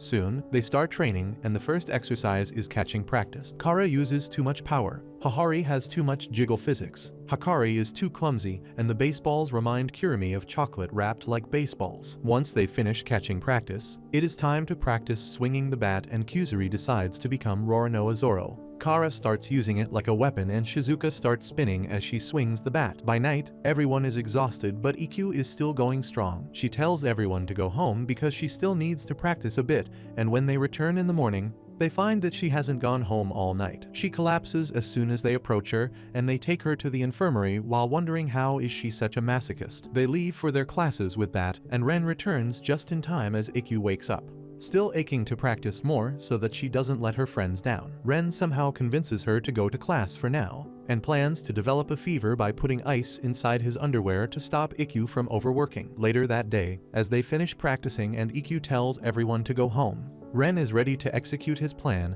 but then the girls tell Ikkyu that they will stay with her because they also want to win the game. 2 weeks later, it is time for the first practice match, and Ren manages to get help from a pair of triplets to fill the remaining spots. However, they fall ill on the day of the match, so Ren goes to talk to the coach of the rival team, who is a tiny old lady with Stegosaurus hairstyle. He asks her if they can include non-high schoolers in the team for practice, and the shriveled old granny has no issue with that. The match against Jurassic School starts with that, and Ikkyu starts pitching. She gets the first player out easily, but the captain of the Jurassic team knows something about her past that she decides to use when Ikkyu is batting. Next, it is Kara's turn to bat, and she is ready to hit it out of the park. But the enemy pitcher is a powerhouse whose throw breaks her bat instead. The next 2 pitches do the same thing and Kara gets out. Next, it is Ikkyu's turn, but she freezes right as the pitcher throws the ball. After strike 2, she regains her focus, but the captain tells the pitcher to use her ultimate attack that wrecks both her arm and her opponent's hand. Because of that, Ikkyu can't pitch and Nano takes over for her. This lets the Jurassic team score a lot of points, and Ikkyu and others can't do anything against the gorilla pitcher on their team. They start lagging behind by a lot, and the Jurassic captain decides to finish the game before Ikkyu recovers by targeting Shizuka, who is the weakest member of the team. She goes up to her mid-game and says that she has been messing up a lot and is a burden to her team, which breaks Shizuka's more, and she begins making even more mistakes that let the opponents score 3 runs. Shizuka starts crying, and as everyone consoles her, Kusuri reveals that the lizard team captain was trash-talking her. This gets everyone pissed, and when the game restarts, Kara goes Super Saiyan to hit a Kamehameha-style home run against the T-Rex pitcher to avenge Shizuka. Hakari can't do that, so she focuses on bunting, and everyone else does the best they can to overwhelm their enemies with the power of love and rage. Mei becomes the pitcher and throws balls that swing like Darkseid's eye lasers, and even Ikkyu heals her hand by dipping it in an ice bucket. The Super Saiyan team manages to score enough points to be back in the fight, using their unique abilities, but then it is Shizuka's turn to bat. The lizard captain thinks that they are safe because Shizuka can't even manage a bunt.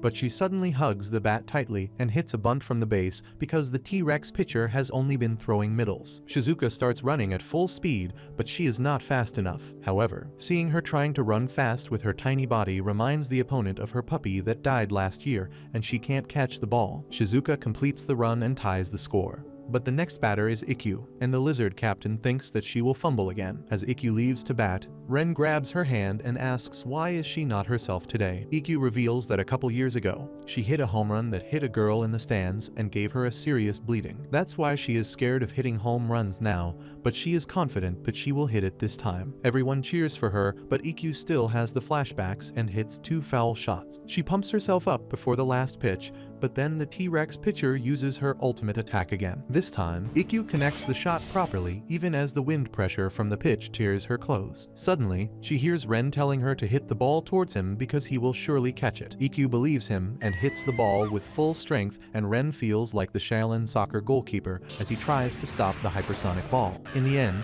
he manages to catch it after losing all his clothes, and then Ikkyu comes running to kiss him and thanks him for restoring her confidence in herself. The next weekend, Ren and his harem go to a karaoke date, and he starts swooning as each of his girls sings. But Shizuka is not ready for that yet. However, as she goes to get some juice, she begins singing to herself, but Ren hears it because he came to check up on her. Shizuka apologizes for being such a letdown, but Ren tells her that as long as she is having fun, no one will force her to sing, but she doesn't need to hold back either. As they move back to the room, Shizuka tries motivating herself to sing because these people are her family. At the same time, Kyuzuri is eager to go next because she has placed the cuteness increasing medicine in the room for her performance. However, Shizuka volunteers to sing next, and her cuteness combined with the medicine's effects is so overwhelming that Ren and Hahari are knocked out instantly. Others try to endure the cuteness, but Shizuka knocks them out one by one. However, Ren wakes up because he cannot let Shizuka see everyone knocked out because of her singing. He still can't resist her cuteness, so he decides to sing along to reduce the effect of her voice. This revives his girls and then overwhelms them so much that they are knocked out of the building. The next day, Ren goes to a shopping mall to see a pretty fountain, and just then a beautiful blonde girl comes there, saying that this fountain is nothing compared to her. Ren looks at the narcissist, and as their eyes meet, they both feel the soulmate shock. While Ren is stumped by her beauty, the girl grabs his hands and tells him that he is the luckiest guy on earth because he gets her permission to date her. She introduces herself as Mimi, a second-year student from his school, and Ren can't stop swooning over her beauty. Mimi says that unfortunately he is not beautiful enough to date her, but she can fix him. She gives him a full makeover with silver hair and red eyes that remind Ren of Nano, and he agrees that he looks beautiful. That beauty comes at a high price that he reluctantly pays, and later, as they are having drinks in a cafe, he notices everyone staring at them. Mimi says that beauty naturally attracts everyone, and she is the most beautiful person here. But once upon a time, she met someone even more beautiful than herself. Meanwhile, a guy nearby gets pissed at her and says that his girlfriend is cute. He says that Mimi is a fake person who is beautiful only because she has the money to afford it. Mimi doesn't care about his opinion and explains that beauty cannot be bought. It must be earned, and she works hard every day to maintain her beauty. This pisses the guy even more, and he decides to throw his drink on her to ruin her clothes. But Ren shields her using his body. The guard comes running to chase the guy, but he slips on a straw. He is about to fall on the drink and ruin his clothes, but Ren saves him too because he doesn't mind his clothes being ruined as long as Mimi is safe. He knows that the guy is twisted, but he was trying to look cool in front of his girlfriend, so he forgives him. The guy is so moved on hearing this that he apologizes and turns himself in, while Mimi takes off Ren's wig, saying that he doesn't need it because his heart is beautiful enough. She then confesses her love for him and asks him to date her, and Ren agrees, but tells her that he already has 9 girlfriends. Mimi is shocked, but since she gets to be girlfriend number, which is the perfect number according to her, she agrees. Just then, Shizuka and Nano come there after shopping, and Mimi's mood changes on seeing Nano because she was the one who outshone and made her feel inferior. She refuses to join a group that has Nano, but she can't give up Ren either, so she challenges her to a beauty search contest to see who will leave Ren's harem. Ren thinks that Nano will refuse the challenge, but to his shock, she accepts it. Mimi remembers how she lost a beauty contest to Nano in middle school, but she accepted it gracefully and tried to be friends with her. However, Nano told her that friendships are a waste of time and walked away. Today, she decides to pay her back for that insult, and the beauty search contest takes place on the school rooftop. Kara asks Mimi to explain what's going on, and she says that she and Nano will list beautiful things about the girls in Ren's harem. Ren will be the judge, and if he accepts a beautiful thing, they will get a point. Whoever gets the most points will win the competition, and the loser has to leave Rentaro family. Kara refuses to let a game decide who leaves the harem, but the game has already begun, and she is the first target. Both Mimi and Nano point out beautiful things about her, and Ren accepts every single entry. After 7 rounds, Nano has the lead, and the next target is Shizuka. Hikari feels that Nano is going to win because she spends a lot of time with Shizuka. However, as Nano makes the first call, she talks about how Shizuka's small gestures are cute. Ren refuses to give her a point because she pointed out cuteness and not beauty. Nano panics that she made a mistake and Mimi scores a point quickly. Nano tries to fight back, but she can't see beyond Shizuka's cuteness and ends up losing the round. Now they are both tied, and the final target is Ren, who will decide the result of the game. Mei acts as the judge in this round, and Mimi makes the first call. She says that Ren's thick eyebrows are beautiful, but he shaves them so she doesn't score. Nano says that his proper uniform is beautiful, so Ren tears it. The girls keep listing beautiful things about him, and Ren ruins them so that they both lose, and the game ends in a draw, which means no one gets exiled. However, Mimi can't accept a tie with Nano, so she takes leave. Nano stops her and apologizes for her actions in the past, explaining that meeting Ren and others changed her, and now she realizes what all she missed. She grabs Mimi's hand and asks her to be her friend, and that reminds Mimi of how she was obsessed with Nano in middle school. She entered her name in the beauty contest so that they could get an opportunity to talk and become friends, but her dreams took many years to come true. She is happy to become friends with Nano, but immediately switches to her arrogant style. With that, she formally becomes a part of the harem, and the first thing she does is give Kuzuri a makeover. However, she is surprised because all the girls in the harem are naturally beautiful, and she wonders about the reason behind that. As she sees Kuzuri kissing Ren, she thinks that his kiss is keeping their hormones in balance and making them beautiful, so she says that all of them should kiss him. Kuzuri brings out a special lip balm that will make the kisses more intense, and Ren and his girls melt with each kiss. Mimi goes last and experiences her first kiss, which makes her love Ren even more. By the end of the evening, the girls become so beautiful that their art style changes, and Ren becomes so handsome that he turns into a Greek statue. Soon after that, Ren reads an article that says that the solar activity is reducing and Earth may enter another ice age soon. He starts getting worried about the future of the planet, but Kuzuri thinks that he is stressed because he is bald and is wearing a wig since the beauty search contest. However, she has a hair growing medicine that can restore his hair immediately, and Hahari decides to take this change to give everyone a new hairstyle. Mei acts as the stylist and gives everyone a new fade, and seeing them like this makes Ren's hair grow back instantly. After that, Hahari asks Kuzuri for the hair control medicine she once fed Nano, and she absent-mindedly gives it to her. However, she realizes her mistake only after Hahari drinks it. Her hair starts growing uncontrollably and wrap her up like a cocoon before spreading out. Mei tries to rescue her mistress, but the hair attack her, and when Ren tries to save her, he twists his ankle. Anyway, they run to safety where Kuzuri explains that combining the hair growth and hair control medicines made Hahari's hair take over her mind, and now she can only act to meet her most primal urge, which is petting cute things. Hikari immediately starts imagining tentacle anime with the girls, and just then, Hahari's hair break through the door and grab Kirimi. Others can't help her, so they start running, but Hahari's hair tentacles are faster. Kuzuri hands over a medicine to Shizuka, and then sacrifices herself to buy them time to run. But it is not enough, and the tentacles attack them from behind. Hikari sacrifices herself too, and as the rest of the group runs out, they see that all the girls in the school are being attacked by Hahari. They get into the car and try taking off, but Hahari holds them back. Kara and Ikkyu decide to push the car so that it escapes Hahari's grasp. Once the car leaves, Kara hits Ikkyu over and she lands on the car's roof, but when she sees the hair trying to block the gate, she volunteers to stop them. Soon, the car is out of the school, but by this time, the entire city is under attack from Hahari's hair. Nano suggests that they should get to the top of a tall building to survive, so Mei and Shizuka decide to be the decoys. Shizuka drinks the bunny ear medicine to become even cuter, and Hahari focuses on her. while Nano and Mimi help the injured Ren climb to the rooftop. However, they are in for the greatest shock of their lives when they see that the entire earth has been covered by Hahari's hair. Nano decides to cut the hair till they reach Hahari, and Mimi assists her by brushing them straight to make them easy to cut. While they work hard, Ren curses himself for getting injured. Suddenly, the hair surround him, and as his girls try to save him, they get caught. Luckily, Mei and Shizuka arrive there with a chopper just then because they were able to dodge the hair thanks to Shizuka's enhanced hearing. Nano and Mimi tell Ren to leave them behind because they are already trapped,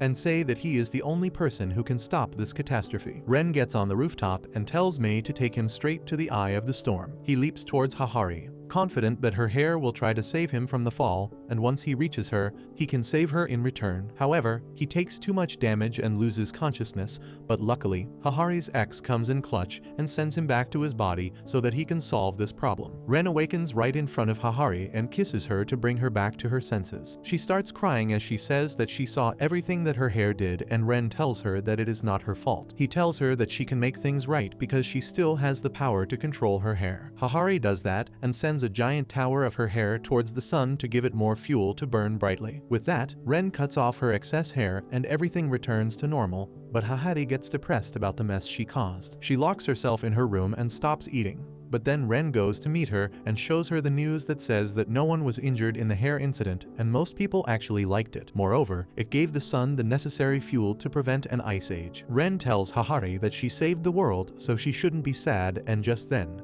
the rest of the harem also arrives there to cheer her up in their own ways.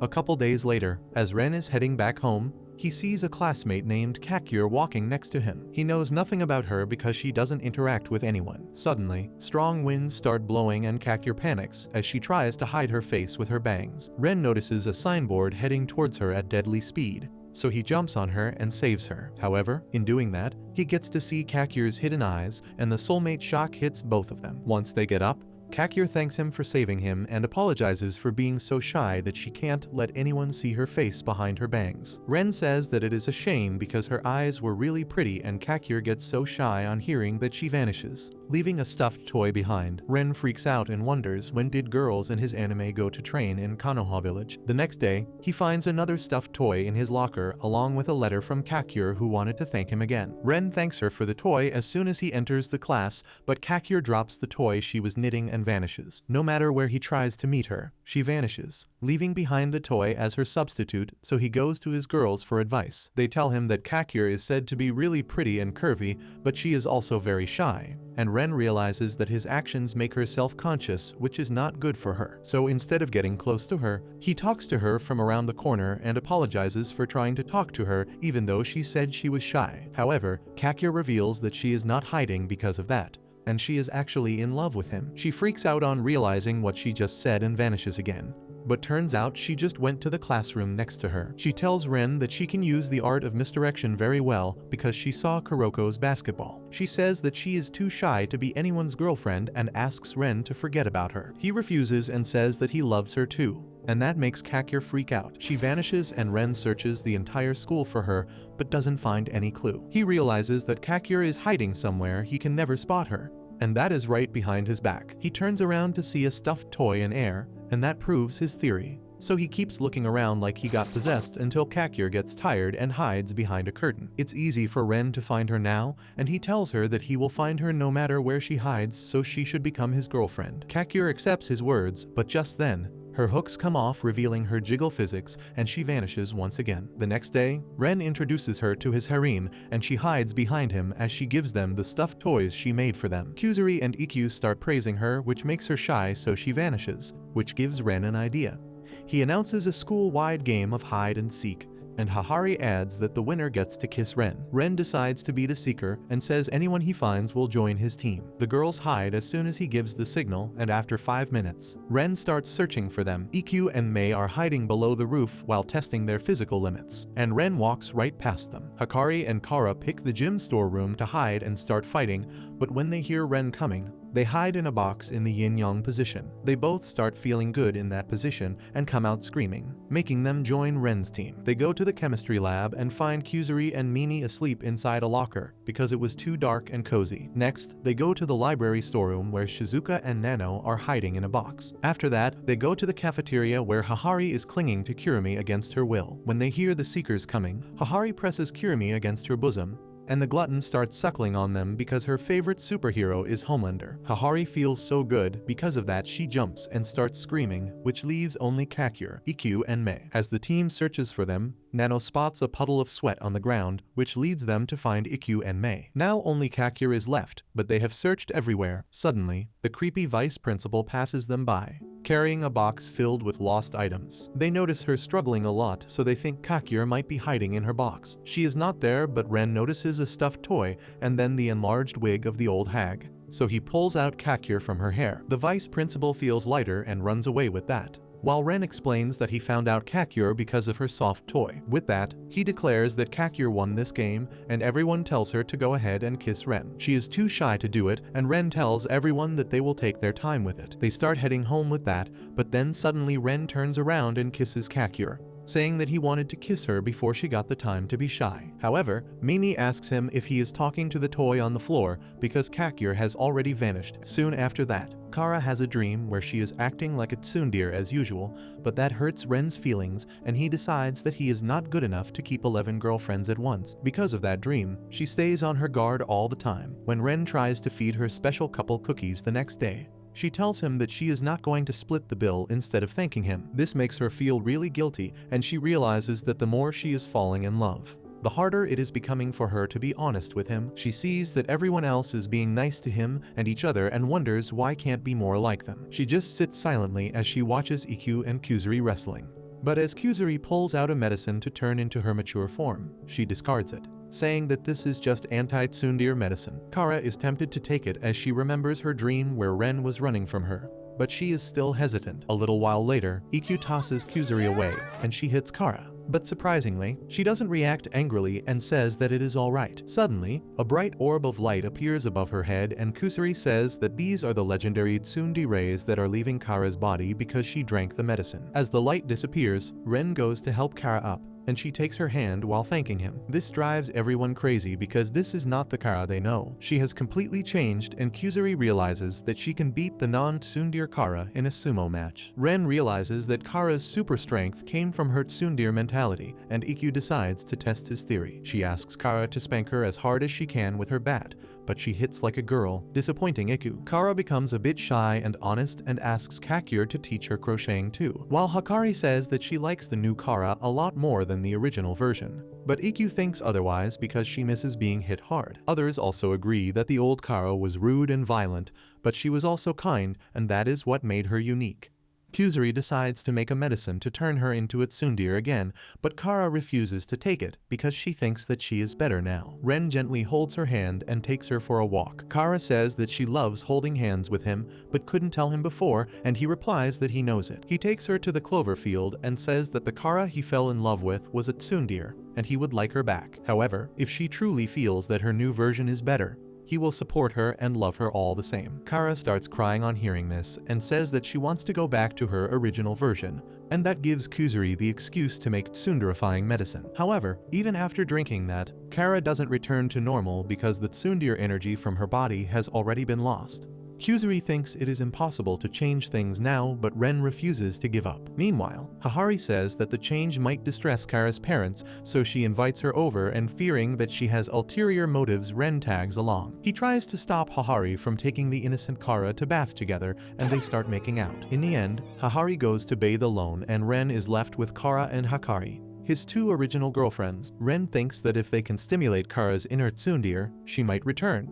So they do things to embarrass her, but nothing works, and she simply says that she feels good. The next day, Ren gathers everyone at the rooftop because he has an idea. He says that according to Kuzuri's theory, everyone emits some amount of tsundere energy, so they all have to drink anti-tsundere medicine to release theirs, and then Kara can absorb it by drinking tsunderifying medicine. However, it is risky and can lead to her violent death. So Ren decides to filter the tsundere energy through his body to make it safe for Kara. Shizuka is worried about Kurumi because she is their second best tsundere, but Kusuri says that her condition is related to her hunger pangs, so she should be safe. With that, Ren starts collecting tsundere energy like he is building a spirit bomb to fight Frieza. Hikari goes first, saying that it's not like she wants to make babies with him, and Ren takes a hit on hearing that. Hikari feels the tsundere energy leaving her body. And after that, all the girls take turns acting like tsunderes. Everyone hits Ren in the heart because he knows they are not being honest, but when the deadpan Nano says that it's not like time spent with him has any meaning,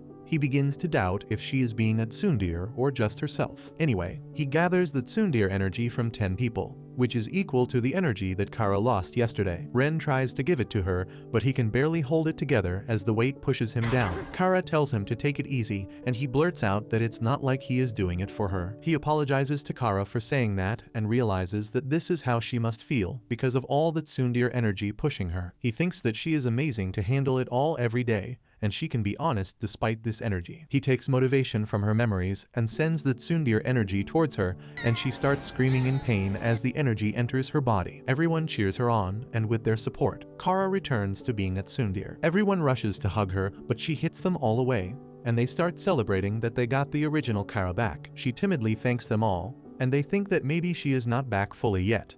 But that pisses Kara off, and she tells them that she is never thanking them again. After that, the girls start talking about their first meeting with Ren and how much they love him.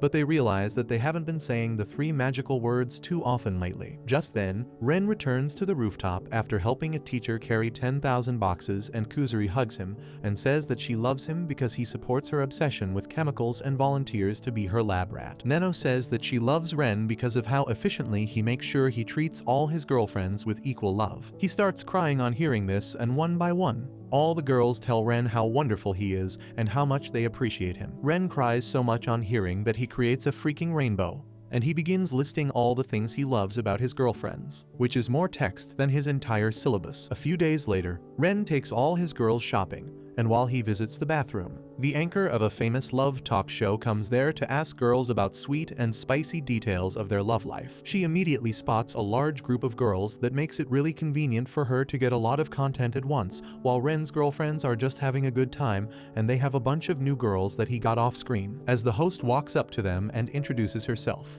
Hikari is the first one to react because she is a fan of the show. The host then asks if any ladies here have a boyfriend, and all of them raise their hands to affirm. The host is shocked because she was not expecting all the girls to have a boyfriend they were proud of in this economy. She immediately starts asking them about a romantic incident that happened with their boyfriend recently, and the first one she questions is Hikari. Hikari replies that during a date, her heels broke, but before she could fall, her boyfriend swooped in to catch her and lifted her in his arms. The host is impressed to hear about this, but then Hikari says that after that, her guy carried her in his arms for the rest of the date. This confuses the host, and she wonders if the guy was just using the mature mommy as his arms day training. But then she moves to her next target. She goes to Kakyur because she thinks that the experiences of a shy girl will be more relatable to her audience. Kakyur nervously says that a few days ago, her bra hook came off, but her boyfriend held it shut the entire day. The host thinks that they are a big-time PDA couple and asks why didn't he just use safety pins. Kakyur replies that she is built different and safety pins have got nothing on her. So her boyfriend went plus ultra to hold her hooks in place the entire day. The host can't believe this and asks Kakyur what is she packing under her top, and she gets so flustered that she vanishes, leaving a soft toy behind. Next, the host asks Shizuka about her story, and she reveals how her boyfriend wanted to support her love of reading, so he wrote lines from her favorite stories on his body until he was fully covered in them. The host is concerned because that honestly sounds cursed, and moves to Nano next. Nano says that she was crossing a bridge with her boyfriend when he noticed her fear of heights. The host expects something sensible like he held her hand to comfort her, but instead learns that he gave her a ride across the river while he did butterfly strokes. The host is having a hard time keeping up and turns to one of the new additions to Ren's harem. She is a foreigner who says that she wanted to be a cowboy all her life,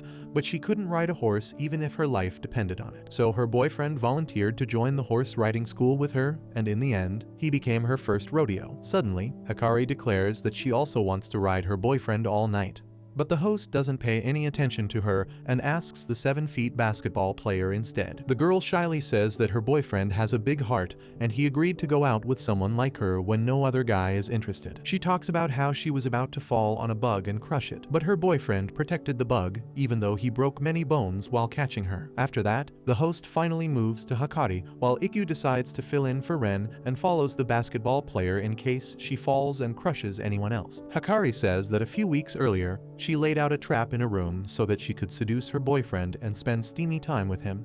But he resisted the temptations, which made her realize how much he cherished her. The host is impressed and asks if her boyfriend shut his eyes close with superglue or something, and Hikari replies that he just banged his head against the wall till he passed out. Next, the host asks Kara about her experiences, and she says that a few days ago, she bashfully hit her guy and injured him, but he didn't mind a bit. However, the injury was compound fractures all over his body, and the host thinks this is a domestic violence case. She then asks Mimi about her experiences, and she talks about how a cup of tea slipped from her hands and was about to stain her dress, but her boyfriend drank every last drop of tea before it fell. Next, she goes to the purple-haired Loli, who says that she is an aspiring massage therapist and wanted a practice dummy. So her boyfriend worked hard and got the good old Popeye arms to help her. The host is at her wit's end right now, and she wonders if this is JoJo's Bizarre Adventure verse, because every boyfriend here is straight up crazy. She asks the other girls, including a nerd who talks about how her boyfriend ran through forests and mountains to get her glasses back. For Kirimi, he fought wild boars to get a rare mushroom. Ikkyu says that her boyfriend is worried about her being a masochist, so he faced pain himself to find the limits of the human body.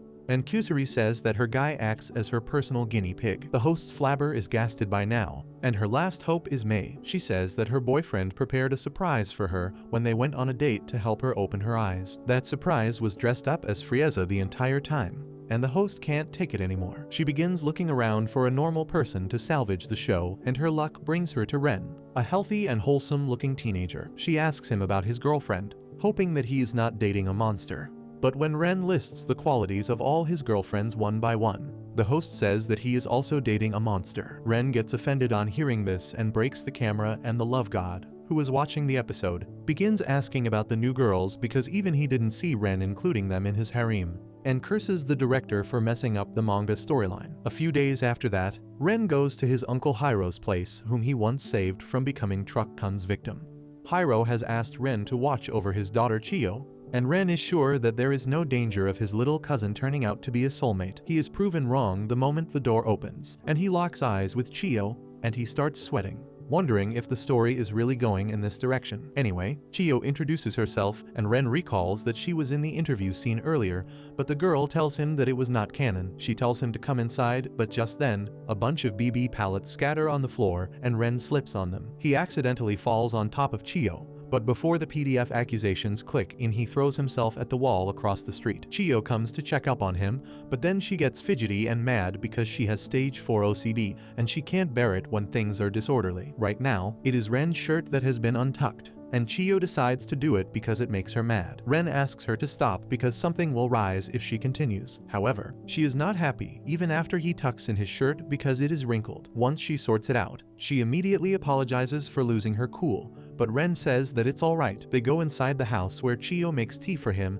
and then start studying. Ren compliments her for being so hardworking and responsible, and she replies that she has to do her best because she is the class rep. Ren begins to wonder if this girl even needs a babysitter when he accidentally spills tea on himself and Chiyo gets mad again. Ren goes to take a bath while Chiyo searches for a towel, and he apologizes for causing so much trouble for her. Chiyo replies that she is used to it while living with her dad, who is a single father. Ren starts feeling bad for Chiyo, who has to be responsible when she should be a child. Suddenly, the boiler gets unplugged and Ren starts shivering because the water is too cold. Chiyo goes to check out the boiler room, but she can't open the door, so she asks Ren to get out and wear his clothes to get some warmth. Ren still can't get over the cold and keeps shivering, and Chiyo feels guilty because she was supposed to entertain the guest and not make him suffer. So she does the only thing she can to warm him up and hugs him to transfer some body warmth. Ren is moved by her gesture and tells Chiyo that she is really kind and responsible, But the lowly nerd doesn't like those words anymore because she has heard them too many times from people who don't want to work as hard as her. Then suddenly, Ren pats her head and tells her that she doesn't have to try so hard because she is still in the first year of middle school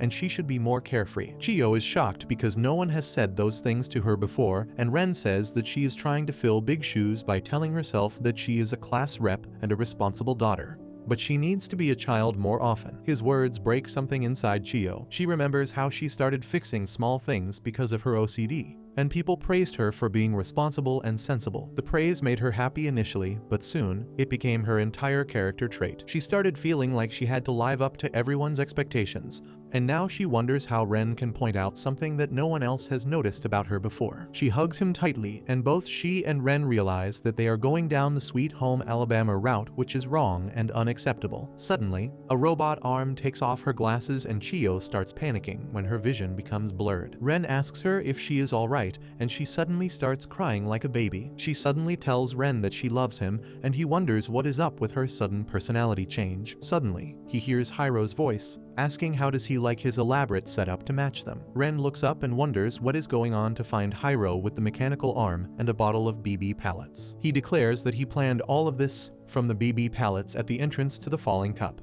to the boiler breaking, and to stealing his daughter's glasses. Ren asks him why did he do all that, and Hiro gets cranky, saying that Chiyo is his dear daughter and he wants the best boy in the world to become her boyfriend. He explains that initially he wanted Ren to meet Chiyo after they both were adults so that things don't get awkward between them.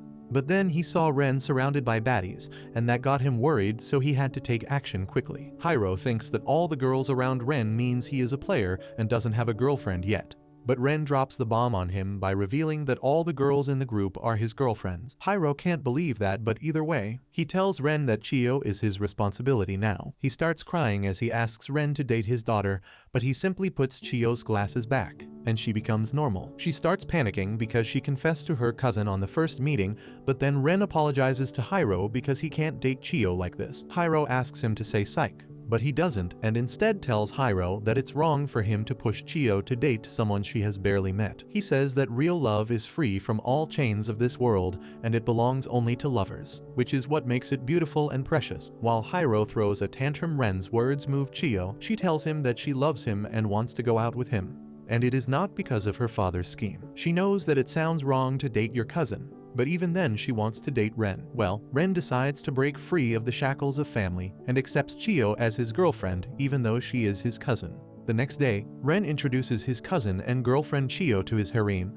and while Hahari starts praying to the gods for this wonderful gift, Kara panics and asks Ren to think about the consequences. Ren tells her that the last episode aired without any problems, and the production committee of the anime will handle things if they get tricky with the censor bureau. Meanwhile, Hikari welcomes Chiyo to the gang, but as soon as the lowly nerd sees her short skirt, her OCD kicks in and she starts tugging at it to correct it. Ren explains how things are with Chiyo to Hikari, who reluctantly agrees to fix her skirt's length to get Chiyo off her. Once she is done, she is appalled by how she looks because now she can't use her thick and juicy thighs to seduce Ren. However, she gets an idea and stumbles towards him, saying that she can't walk in this short skirt. She uses this excuse to cling to Ren, and that gets Kara mad, who asks her to stop pretending. Chiyo notices Kara next, who doesn't want to fix her skirt's length. However, the skirt is the least of Chiyo's worries because Kara's whole uniform is disorderly. Once she is done fixing it, Kara looks really awkward and cautious, and then Chiyo moves on to her next target. She points out Mimi's eyelash extension, and Mimi begs her to let it slide this once because long eyelashes are very important for pretty girls. Chiyo doesn't listen to her and snatches off her eyebrows, causing Mimi to scream and run away. Next, Chiyo tells Kakure that her bangs are too long and forcibly puts them back with a hairband. Kakure hides her eyes with her hands, but luckily Shizuka comes with a pair of sunglasses. Kakure immediately wears them and looks like she works for the mafia. Just then, Chiyo tells Shizuka that her hair is unkempt and tries to comb it straight, even though Shizuka says that her hair are naturally curvy. She manages to comb her hair straight,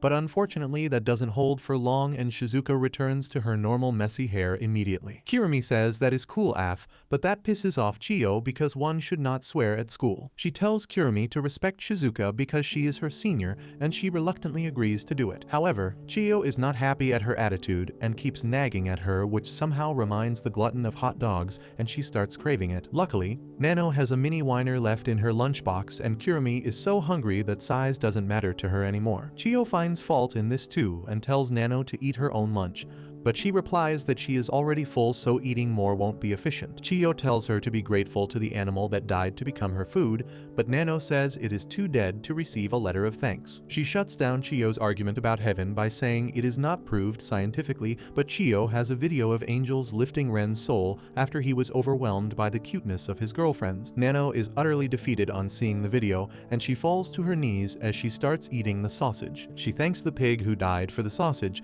but she is about to throw up any moment, so Kuzuri rushes in with a medicine that makes puke rainbow-colored. Chiyo confiscates the dangerous drug from her and then asks her to turn over everything she has. After collecting like 20 test tubes full of Kuzuri's medicines, Chiyo refuses to give them back and Kuzuri starts having withdrawal symptoms. Mei rushes to find some medicines that can calm her down, but Chiyo stops her too. Ren thinks that there is nothing Chiyo can find on the perfect maid, but luckily, she has a video of her driving with eyes closed, which is reckless and illegal. Mei's eyes open wide in shock on hearing this, but when she tries opening them again, she can't manage to do it. Ikkyu has an idea to make her open her eyes, which is to play rock paper scissors with Hahari, and the loser gets spanked by a baseball bat. She says that if Hahari is about to be hurt, Mei will open her eyes, and the pervy mommy immediately takes up that offer. Ikkyu loses the first round because she can only throw rock while holding the baseball bat, and she gets ready for a spanking. However, Hahari's inner pervert awakens on seeing Ikkyu propped up before her, so she drops the bat and uses her hands instead, delivering a 100-hit combo that leaves them both smiling and satisfied. Chiyo is really frustrated at them and says that their existence itself is a problem and ties them up like mummies, but knowing the two perverts, they probably enjoy it. Ren asks Chiyo to give them a break this time and only issue a warning. He says that as a boyfriend he wants to do the right things and asks her if there is anything he needs to fix. Chiyo tells him that his biggest problem is that he is 12 timing, and that response knocks Ren out. He says that he loves his girlfriends so much that he can't choose one, and Chiyo is happy that she got everyone on the straight and narrow. But when she opens her eyes and sees everyone suffering because of her excessive discipline, she wonders if this is what she wanted when suddenly, Mimi runs past her, and a push makes her drop her glasses. That causes her crybaby personality to kick in, and she starts crying that she messed things up for everyone. Ren hears her crying and immediately puts her glasses back on her face, and the first thing she sees is all of Ren's harem staring at her in concern. He explains to them that Chiyo is alright,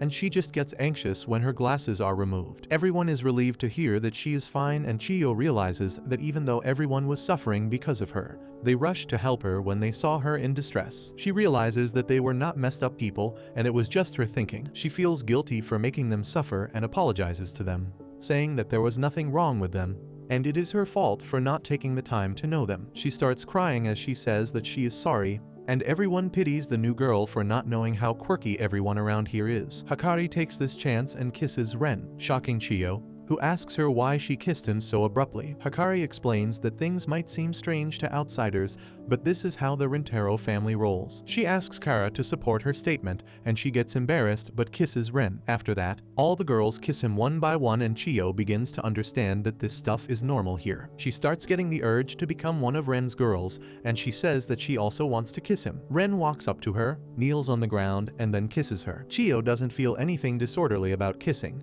and she thinks that Ren's harem is not messed up. However, all the girls in the harem know and accept that they are messed up, but they manage to gaslight Chiyo into believing they are normal, or at least pretending that there is nothing wrong with them. Later that day, Kakir heads to the rooftop and finds Mimi coming along too. Suddenly, the girls around them begin marveling at Mimi's beauty, but Kakir is more impressed by how elegantly she handles all the attention. Mimi says that it is because she is comfortable in her skin, and it would be awkward for her if people didn't stare at her beauty. Kakir says that she could never be like her when suddenly, someone starts clicking their pictures from across the corner. Kakir panics and hides behind Mimi, while the photographer comes out in the open and introduces herself as Toru, the school newspaper editor. She is not interested in Mimi but in Kakure, who says that Toru wants to cover her for the school newspaper and doesn't give up even though she has refused many times. Toru says that she can't let go of the mysterious girl with big bangs, and she immediately got to work on her dream project. She got all the information she could about Kakure, but no matter how hard she tried, the girl kept vanishing from sight before she could get her picture. She declares that she has worked hard for weeks and finally becomes strong enough to take Kakure's picture. She then dashes ahead, using paparazzi breathing. Sixth form, no consent photograph, and manages to click a picture of the ever-elusive Kakure. The next day, Kakure's face makes it to the front page of the school newspaper, and the entire harem is fuming that the school newspaper posted the pictures without consent. Just then, Ren arrives at the rooftop and Kara is furious at him for being late when his girlfriend is having a crisis. However, Ren was already 2 steps ahead of everyone, and he has confiscated every last issue of the newspaper. And he plans to wipe everyone's memory clean like he is in Men in Black or something. He says that publishing an article without consent is assault, and he will deal with the newspaper club later.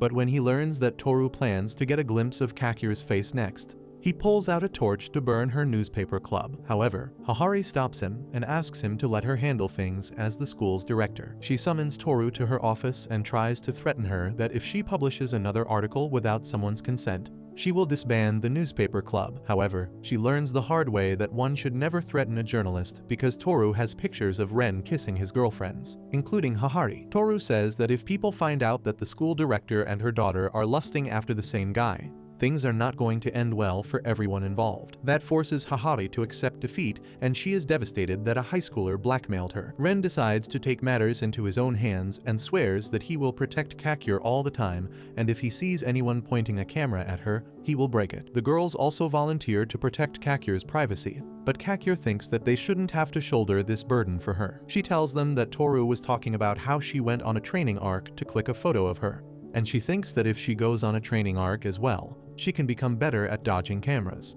EQ likes the idea of training, and Hahari says that she knows the best thing to train Kakure. That thing is a bunny girl suit that embarrasses the living daylights out of Kakure, and she vanishes while everyone is glaring at her. EQ realizes that training works best when you push yourself to the limit, so she decides to do it too. While Shizuka spots a hump in Mei's skirt and finds Kakure hiding there, Mei vanishes as soon as she is seen, and Shizuka gets an eyeful of Mei's spotless whites that leave them both embarrassed. Meanwhile, Nano sees someone hiding inside Kusuri's coat, but when she goes ahead to check it, it turns out to be Hahari, who is just taking advantage of the confusion. Meanwhile, Kakure hides behind Kara, but Hikari spots her, so she becomes Kurumi's shadow. When she is discovered, she hangs from the railing to hide, but people find her there too, and she continues her ninja training till she is exhausted. She feels that her misdirection isn't getting any better, and she is wasting everyone's time. She apologizes to everyone and says that maybe she can't do it after all. EQ tells her that a true player never gives up until the final whistle, but Mimi stops her and tells Kakure to look at her. She is wearing Kakure's clothes and asks her what does she think about her in them. Kakure says that she looks beautiful, and Mimi knows that the shy girl made this dress herself. She asks her to have more confidence in herself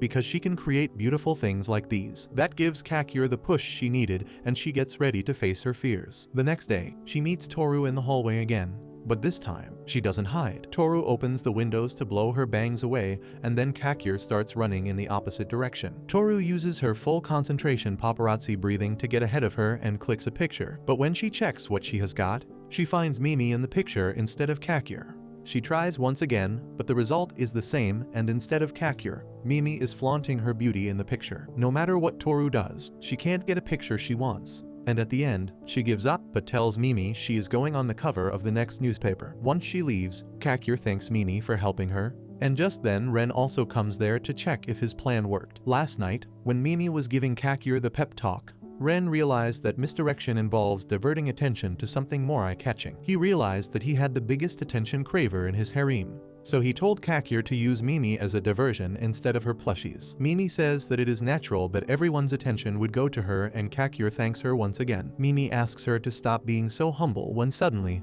a gust of wind blows her hair to the side, and Mimi is astonished to see how pretty Kakure is under those bangs. She begs her to show her face again and tell her the secrets of her beauty, but Kakure can't take the attention and immediately vanishes once again. A couple days later, Ren and his girls discuss how their Japanese teacher won a lottery and quit her job, and Nano says that 78% of people want to get rich quickly and then retire. However, Hikari is confident that most of those people will lose their money in a year and then run back to their old job. Either way, Ren is eager to meet their new Japanese teacher, and the girls hope that she is a nice person. Nano just wants her to have some common sense on how to handle a class, but Kara thinks that they are going to get the greatest expert on the Japanese language instead. Shizuka says that maybe they will get a samurai with the classic top knot. But as the door opens and the new teacher shows up, Everyone's dreams are shattered. The new teacher cheerfully introduces herself as the American cowboy Natty and tells everyone that she is going to be their new Japanese teacher in a thick accent that is neither Japanese nor American. The entire class is stunned silent on seeing Natty, and she asks them if they think she should be teaching democracy and freedom instead of Japanese. Kara can't deny that, but Natty tells her that you shouldn't judge a gun by its holster. She says that the Constitution doesn't say that American people can't teach Japanese or that they have to dress modestly. She declares that she is here from the land of freedom to teach them how to be free, but Kara tells her to just do her job and teach them Japanese. Moreover, she asks Natty why her English sounds weird, and she replies that it is because she is such a fluent native speaker that non-natives can't even understand her. Kara is about to throw her out of the class, but Ren asks her to stop. Natty thanks him, calling him eyebrow boy because that is the first thing she notices about him right before coming down to his eyes. The two of them get the soulmate shock and keep staring at each other, which triggers Kara's spider sense, and she realizes that something is wrong. Natty starts blushing and tells Ren to stay after class for some extra lessons because she keeps getting distracted by his eyebrows that remind her of American highways. Kara yells at her to go back to her country. But anyway, when the school day ends, Ren stays back for the extra class. To his surprise, Natty sits on the same desk as him,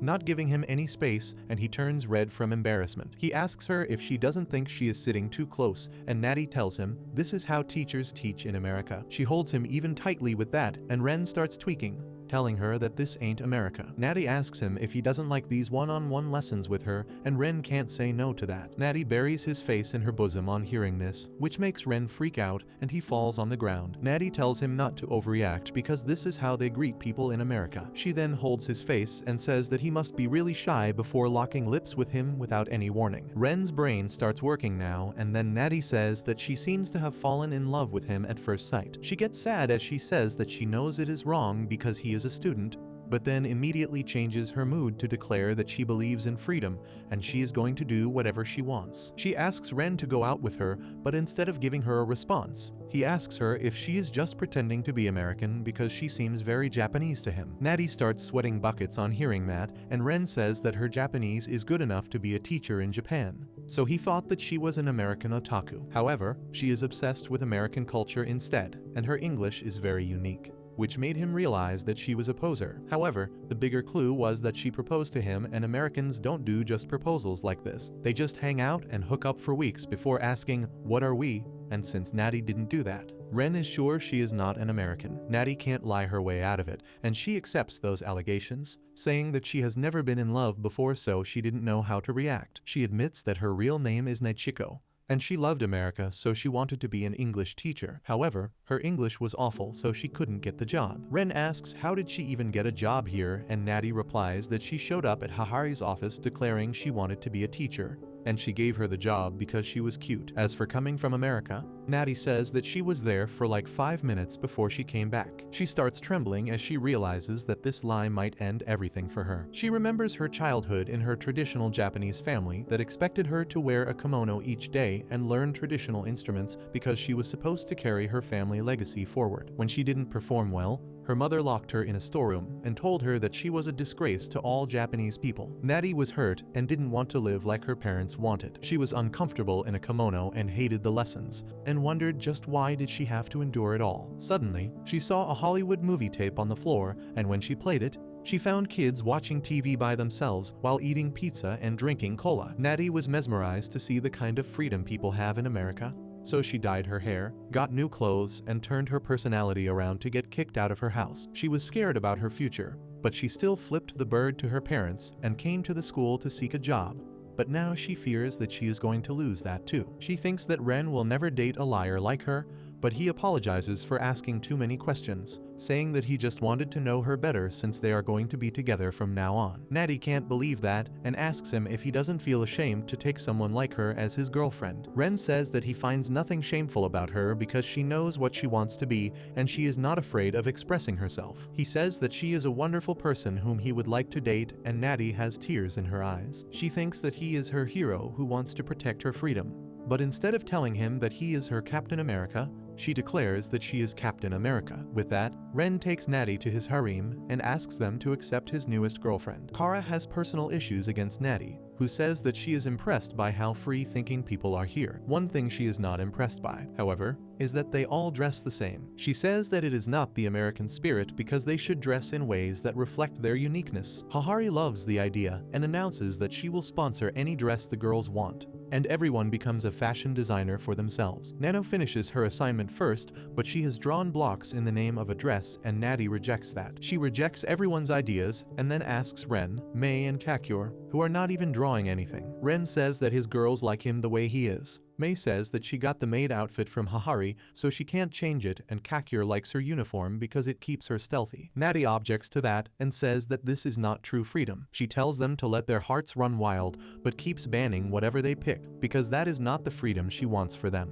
which is very American. Anyway, the dresses get ready the very next day, thanks to the power of Hahari's money, and then she tries to dress up all the girls by herself. In the end, everyone is wearing light purple robes like they belong to some satanic cult, but that is only to create suspense before they reveal their outfit. They draw lots to determine the order, and Mei gets the first spot. She reveals her choice of dress is an animal suit that comes with a tail that wags according to her mood. Everyone is blown away by this, but Natty is bored and doesn't even react to it. Next, Shizuka reveals the outfit she chose, turning herself into a Disney princess. Natty's reaction is still the same, and when Chiyo reveals her police uniform that makes Hahari want to get arrested, she still doesn't react. Next, Kirimi reveals a dress that is covered with macarons, and she is really embarrassed because she is going out of her comfort zone with this. The dress is fully functional too because the macarons are real and she starts eating them. It is Mimi's turn next, and she reveals that she is wearing an enormously large golden dress while standing on stilts to maximize her glamour. After that, Hakari dresses up like a gift with chocolate dripped all over so that Ren can eat her. Nano wears a tight swimsuit because it is elegant and efficient, while Ikkyu wears clothes with inbuilt resistance bands. Kyuzuri is submerged in a huge jar of formalin, and Kakior is wearing a schoolgirl uniform because she is trying to be bold and more confident in herself. Next up is Ren's turn, and like a true man he dresses up as the future king of the pirates, making his girls' hearts race. Ikkyu asks him why is he dressed like the pre-time skip Luffy though?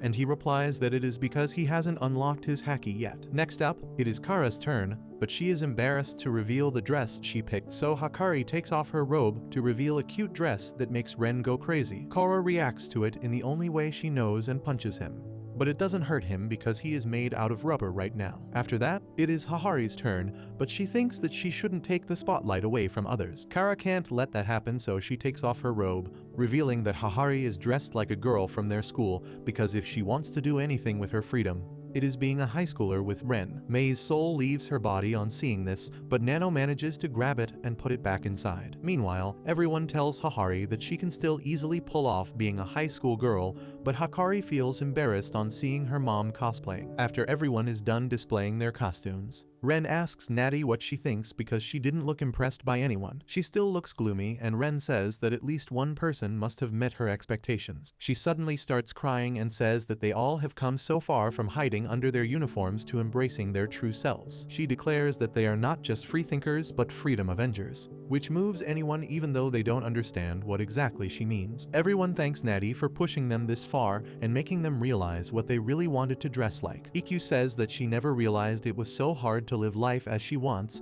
and even Hahari says that she now understands that they have been suppressing their desires. Chiyo and Kirimi disagree with the two perverts who make others uncomfortable with their unsuppressed desires. Natty is so moved by everyone's reaction that she pulls out her old driver's license to let them know that she is actually a Japanese citizen. That shocks Kara, and Ren asks Natty if she is sure about it because she wanted to keep it a secret earlier. Natty replies that after seeing everyone live so freely, she wants to join the family, and she can't do that if she is keeping secrets from them. Everyone is moved on hearing this, and they rush to hug Natty, and after that, they start talking about each other's dresses. Natty feels happy on seeing this and tells Ren that she feels like a weight has been taken off from her shoulders. She thanks him for seeing through her lies and making it all possible, and Ren moves ahead to kiss her, but unfortunately, their hats get in the way. A few days later, Hahari sees a commercial for an insurance company, but the only thing that sticks with her is the driver saying YOLO and driving off a cliff. So she decides to celebrate every moment of her life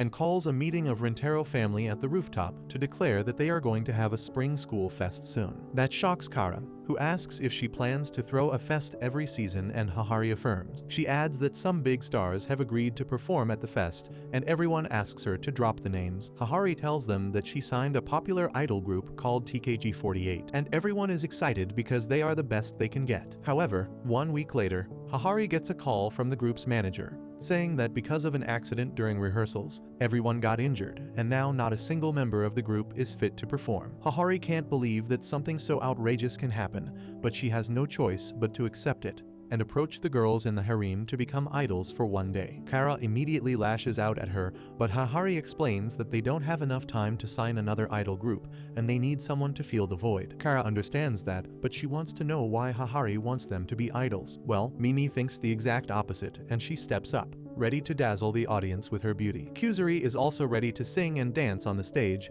and Mei can't say no to an order from Hahari. Natty says that being an idol is about freedom, and that is the American way, so she is going to perform on the stage too. Kara tells them to think it through, but Ikkyu is also on board with the plan because dancing on stage takes a lot of stamina. Nano wants to make memories with her friends, and Chio is happy to help. Kara still tries to convince them that they can't do it in time, but when Ren starts crying tears of joy, saying that he can only imagine how cute his girls will look on stage, she folds and agrees to become an idol. Hikari has no reason to refuse the plan, and since everyone is already prepared, Kirumi also signs up for it. Hahari starts drooling as she hears that everyone is ready to become idols, but then Natty asks her if she is going to be a part of the group. Hahari replies that she just wanted to see all the girls on stage as idols, and the two foul-mouthed tsunderes of the group tell her that she is not going to walk away after setting them up. Just then, Shizuka says that she also wants to join that, and Kakure too, even though she is so shy that she has to hide behind Shizuka to say all that. She asks Hahari to put her in the back row, so that she doesn't get much attention, and Ren starts sobbing, saying that he knows they will put on the best show ever. He declares that he will do his best to support them. And with that, everyone is fired up to ace the performance. Their first step is taking dance classes with a former top idol named Tina. Kakure and Hikari start talking about how Tina is a famous dance coach now, who has a superb record when it comes to teaching new idols. Tina asks them if they know what is the key to an idol's success. Ikkyu immediately yells that it is hard work, but Tina speaks over her and says it is the quality of their performance. She gloats that she made it to the top of the idol world because of her high-quality performance, and that is what she is going to teach everyone. With that, she starts the training and immediately figures out that Nano and Mei have the greatest potential in the group because they can copy all dance moves quickly and perfectly. She also notices that Mimi radiates elegance from her entire body, and she naturally becomes the center of attention. As for Kara and Ikkyu, Tina thinks that they have a lot of stamina, and they seem to get better the more they practice. Compared to the previous girls who have some good qualities, Tina is furious at Shizuka, Kuzuri, and Chio because they are performing like kindergarten students. Well, they are still better off than Kirumi because she has gotten hungry after moving just a little bit, and she wants to eat something immediately to get energy. After that, Tina puts her attention on Hikari, Hahari, and Kakure, whose greatest assets have become their greatest weakness. They start feeling tired and heavy because of the jiggle physics, and Tina loses hope when she sees Natty, who is dancing like a traditional Japanese woman. All the girls are exhausted after dancing, and Ren comes there with towels and water for them. But Tina doesn't give them a break. She says they will do singing practice next, and she wants to see their singing quality. Shizuka sings first, and her cute voice immediately slams Ren and Hahari into the wall. Kakure is next, and somehow she sings even more quietly than Shizuka. Mimi sings like she is in the opera, and Natty sings in the ancient Japanese way, which drives Tina mad. She asks her why is she doing everything like a Japanese woman when she is an American. And that makes Natty really happy because at least somebody believes she is from the land of freedom. Once the singing practice ends, the dance practice begins, and Hahari falls on the ground because the jiggle physics finally overpowered her. She starts crying that she can't get up because her chest feels heavy, and Tina slaps her, telling her to get up. Mei can't let that slide, and she slaps Tina, leaving everyone stunned. Anyway, the practice resumes, and the girls work hard to improve their singing and dancing at the academy, as well as at home. Ren does his best to support them and draws posters to let everyone know that his girls are working hard. Soon, everyone begins getting better, and Tina thinks that while some are born with quality, others have stamina. Some people need food to keep going, while some are more suited to sitting in the audience. Some of them are cows, while some people have a Japanese spirit. As she thinks about them, Tina suddenly remembers her promise with her childhood friend. They shared the dream of becoming idols together. But her friend didn't have what it took to be an idol candidate. She got tired quickly, and their coach told her to never show her face around. That left Tina all alone, but her coach told her to aim higher, and she did so without complaining. That is how she became a top idol, and that is exactly what she plans to do with the girls in her care. She decides to give the 6-week performers a timeout, and they realize that they are holding the other girls back. Kakure says that it is all her fault, but Chiyo replies that they are in this together. Hahari and Shizuka fear that at this rate, they won't be able to put on a good show by the time the fest arrives. Hikari says that they should just give up and let the others handle the performance, and everyone agrees with her. They go to talk to Tina, and to their surprise, she has come up with the same idea. She tells the remaining 7 girls that if they want the program to succeed, it needs to be just them. She says that their high-quality performance will go to waste if they let the other 6 girls take part with them. Hahari and others are disappointed on hearing this, and they slowly close the door before being discovered. However, they stop in their tracks when all the girls inside refuse Tina's offer. They tell Tina that everyone has worked hard till now and they can't let it go to waste. Also, it will be more fun if all of them can perform together. Tina is furious on hearing this logic and says that if they perform with the others, they will ruin the entire show. Kirumi replies that their friends have always stood by their side and they should do the same for them. Kara adds that maybe they got so far in the first place only because their friends were here to support them. Tina can't accept their decision and says that if they want to make a fool of themselves on the stage, she resigns as their coach. Mei tells her to go ahead and the frustrated Tina walks off, slamming the door behind her. She is freaked out when she sees that the other girls were standing outside the entire time. And once she leaves, they step inside. Kara freaks out on realizing that they heard all the corny things they said, and Hikari starts imitating her to embarrass her even further. However, now they are worried about how to continue their preparations because they have no coach. Ren asks the girls not to worry because he would like to take that position from now on. He says that he watched their rehearsal videos till his phone's battery died, and he found a way to make the best use of everyone's unique qualities. He says that the best performers can take the center stage while the weak ones can handle singing roles instead. Both groups gladly accept this suggestion because they want to perform together. And with that, they begin their rehearsal again. Soon, the day of the fest comes and Ren is in tears as he gives his girls the pep talk. They get called to the stage and everyone is curious about them because they haven't heard of any idol group named Rentaro Family. The girls start performing to the best of their abilities,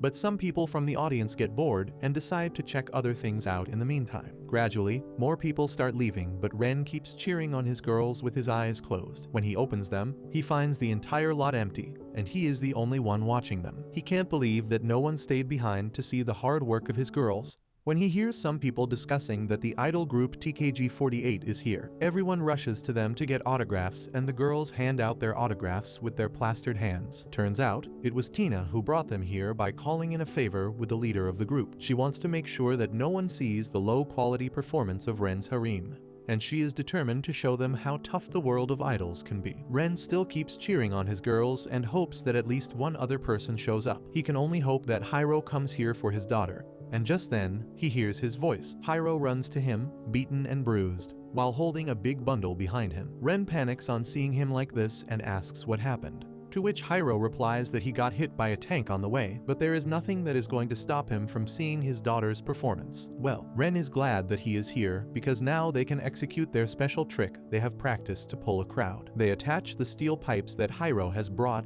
and put their cutouts on them, so that they create an illusion that the girls have dozens of fans cheering for them. Ren thinks that if he and Hiro can act like 20 people cheering for the girls, more people will show up to reward them for their hard work. Turns out, they have more people who want to watch Rentaro Family's performance even without using such tricks. The Dino School baseball team and Gorilla Gang are here to watch the performance, and they feel they are a bit too late because it just ended. Hahari signals the girls to perform their second song, and they swear to do their best for Ren. As their fans start cheering for them, more and more people are drawn to the performance, and eventually Tina hears about it too. She immediately runs to see what is going on, and how can the girls pull such a crowd? Tina is blown away by their performance, which is really awful technically, but she can feel that the girls are shining on the stage. She realizes this is the kind of show she wanted to put on stage with her best friend, and she immediately calls the idol group girls to stage to see it too. Eviron is awestruck by the show, and they keep talking about it long after it ends. Ren's girls catch their breath behind the stage after their performance,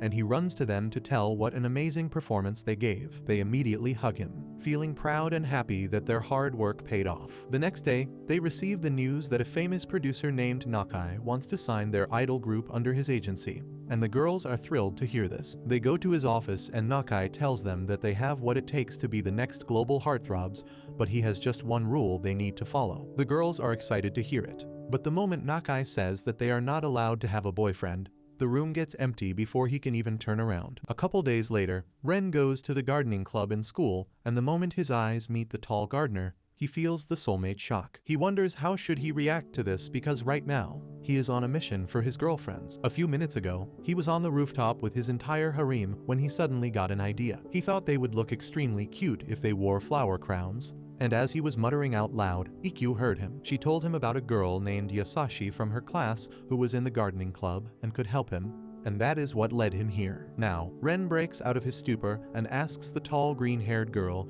if she can help him with finding flowers to make crowns for his girlfriends. The girl smiles at him and says that she will help him, but in return, he needs to help her with farm work. The slight lisp in her pronunciation triggers a cuteness attack in Ren's heart, and he agrees to help his latest soulmate. The girl then introduces herself as Yasashi, and Ren notices her cute butterfly-shaped hair clips. He is shocked when he sees that they are not hair clips, but actual butterflies who are sitting on the flowers in Yasashi's head. Ren immediately lets Yasashi know that her head is becoming a biosphere reserve, and she tells him that she knows it. She says that the flowers and the butterflies have been living in her hair for a long time, so she lets them live there. She talks about how the most crucial thing in this whole matter is to be careful while using shampoo. Ren realizes that Yasashi is really kind and she asks him to follow her. As he walks behind her, Ren notices that Yasa is walking on stilts, and he freaks out because if there is anyone in the world who doesn't need to be taller, it is her. Yasa tells him that she has got really big feet, so she fears that she might step on a bug or a seedling. So she uses stilts when she is in a place with lots of nature, once again winning Ren over with her kindness. After that, Ren helps her uproot weeds from the cabbage field and asks where to throw them away. Yasa is a bit offended on hearing that and tells him that they can't just dump the weeds anywhere because they are plants too. She tells him to plant them in the weed garden instead, and Ren is smitten yet again by her kindness. Just then, a pair of birds perch on her shoulder, and then some squirrels run to her as if she is a real-life Disney princess. And Ren realizes that even animals know how kind she is. As they are watering the plants, Ren tells that to Yasa, who tells him that it is nothing like that, and she just loves all parts of nature with her entire heart. Ren asks her how she fell in love with nature, and Yasa replies that she was always bullied for being a big girl. Boys in her class used to call her Godzilla and Beast Titan, and she could only cry about it. She used to hate herself back then. But one day, she saw a baby bird crying for help after it had fallen out of its nest. Yasa picked it up and climbed to its nest to put it back, and the mother bird was really relieved to see her baby back. That is when Yasa realized that she could use her big body to help others, and a couple days later, she shielded a lone flower from a storm. She started taking pride in her huge frame that allowed her to help nature. And now she loves nature because it taught her how to love herself. Ren starts to understand her now, when suddenly, he notices smoke all around him. He wonders what is going on, and when he sees a silhouette in the smoke, he thinks it is a wild animal, but it turns out to be the creepy vice principal, who is creating a smoke because she is too excited to go on patrol and hunt boys who are breaking the rules. Yasa freaks out on seeing her, and Ren tries to convince her that the vice principal is dangerous only for boys. However, what Yasa is actually afraid of is fire, because she once saw a forest fire and realized it was one thing that could kill everything in its way. Ren understands her fear, but realizes she is overreacting because the vice principal has just lit 2 incense cones on her back. Just then, she smells some boys and climbs over the wall to reach them, and Ren manages to get Yasa back on her feet. While he is helping her, he notices that the seedlings have dirt all over them because of the old hag, and he starts cleaning them, saying that the plants might have also been startled by what they just saw. Yasa can't help but notice how kind Ren is, and she enjoys working around the garden with him for the rest of the day. In the evening, Yasa thanks Ren for helping her out. She says that a lot of people have helped her in the past, but no one was as dedicated as Ren. He says that he had a lot of fun too because being in nature and working with plants was more soothing than he expected. Yasa is moved by his words and hands him some pretty flowers that he wanted. She feels a little sad that he is already committed, but she hides that behind a smile and says that his girlfriend will like the flowers too. Ren is about to ask her to join his harem, when suddenly, the vice principal comes running towards them with her head on fire because she sneezed too hard and the incense burned her hat. Yasa collapses as soon as she sees the flame demon running towards them. And as the vice principal bangs her head like a rock singer to put out the fire, she ends up sending flames in all directions. A few embers head straight towards Yasa, and she freaks out, but Ren jumps in at the last moment and uses his coat to protect her. Yasa's eyes widen in awe on seeing this because until now, she was the one who always protected others, and this is the first time someone is protecting her instead. In the meantime, the vice principal finds some jocks and makes them use their salivated water to put out the fire. Once Ren finishes ensuring that the old creep will live, he turns to Yasa and asks if she is alright. She stammers for a moment and then yells out loud that she loves him. But the very next moment, she starts panicking. She apologizes to Ren because he already has a girlfriend, but he calmly tells her that he also loves her because she is so kind and full of love. Yasa goes crazy on hearing this and tells Ren to take his words back because there is no way she can compete with his girlfriend to steal him. Ren tells her it is alright because he has 13 girlfriends already, who are more than happy to share him. He swears to Yasa that he will keep her happy like all his girlfriends, and she asks if this is even legal. Ren doesn't care about the law and says that many animals, insects and plants are polygamous in nature, but that doesn't mean they don't love their partner. Well, Yasa can't argue against that logic because it has nature involved in it, and the next day, Ren takes her to meet his harem. He nervously asks for their approval to let her join them, but the girls are indifferent to new additions to the group at this point. Yasa immediately reaches into her bag to give them some welcome gifts, which are the flowers she picked, and then Ren made crowns out of them. The girls find the floral crowns really cute, and Hahari tells them that she has something that will make them look even prettier. She talks about how she was smitten by their idol performance during the Spring Fest, and she ordered something special for all of them. She unveils her surprise to the girls, which is a white gown for every single one of them. The girls wear the white gowns and the flower crowns, and their cuteness literally blows Ren into the sky and makes him explode. Meanwhile, the girls are smitten by how good they look in the gown and the flower crown. They go to thank Yasa for this gift, and Kuzuri suddenly gets an idea. She goes to talk with her fellow lolis and tells them an idea that they immediately agree to. Kuzuri then asks the rest of the girls to share some flowers from their crowns. At the same time, Hikari talks to Yasa about flowers because she loves flowers too, and while they are bonding over the flowers in their head, Kuzuri approaches Yasa with a flower crown. She tells her to wear it and become like the rest of them, and Yasa is a bit hesitant to do it. However, Kuzuri convinces her to take the flower crown, and within these couple of minutes, Hahari has arranged a white gown for the plus-sized girl. Once Yasa wears the crown and the gown, Ren is mesmerized by her beauty and compares her to the goddess Venus. Yasa thanks everyone for making her feel welcome and gives the 3 lolis a ride on her shoulders as a gesture of gratitude. The lolis are amazed to see the world from a giant's paw, and Yasa asks Nano if she wants to join them too. She refuses the offer because she is not interested. And just then, Yasa remembers something that the girls might like. She tells them that the gardening club also grows vegetables, and if they want, they can go pick some delicious veggies together. Kirimi is the first one to agree to the suggestion, and soon, the entire group heads to the greenhouses where high-quality tomatoes and cucumbers are growing. They start harvesting the crops, and Natty asks Yasa if she is sure about this because they are taking too much veggies. Yasa tells her that she grew too much vegetables and her club members couldn't finish all of them, so she appreciates any help in eating the veggies. Once they are done harvesting enough tomatoes and cucumbers, they sit down to eat, and Ren thinks that his girlfriends eating freshly harvested vegetables look like a Renaissance painting. After that, the girls go to the strawberry farm, and Kirimi starts drooling the moment she smells them. The girls harvest the strawberries and begin eating them, and Ren starts screaming because he finds his strawberry-eating girlfriends really cute. Suddenly, Nano remarks that the fruits and vegetables here shouldn't be of such high quality, and Yasa tells her that plants respond to the love you pour in them. Nano tells her that cannot happen because it is not realistic, but Yasa doesn't care about science. Meanwhile, Hikari gets an idea, and she takes a bite of a strawberry before kissing Ren. Seeing her do that, the rest of the girls also swarm Ren to kiss him with the taste of strawberry in their mouth.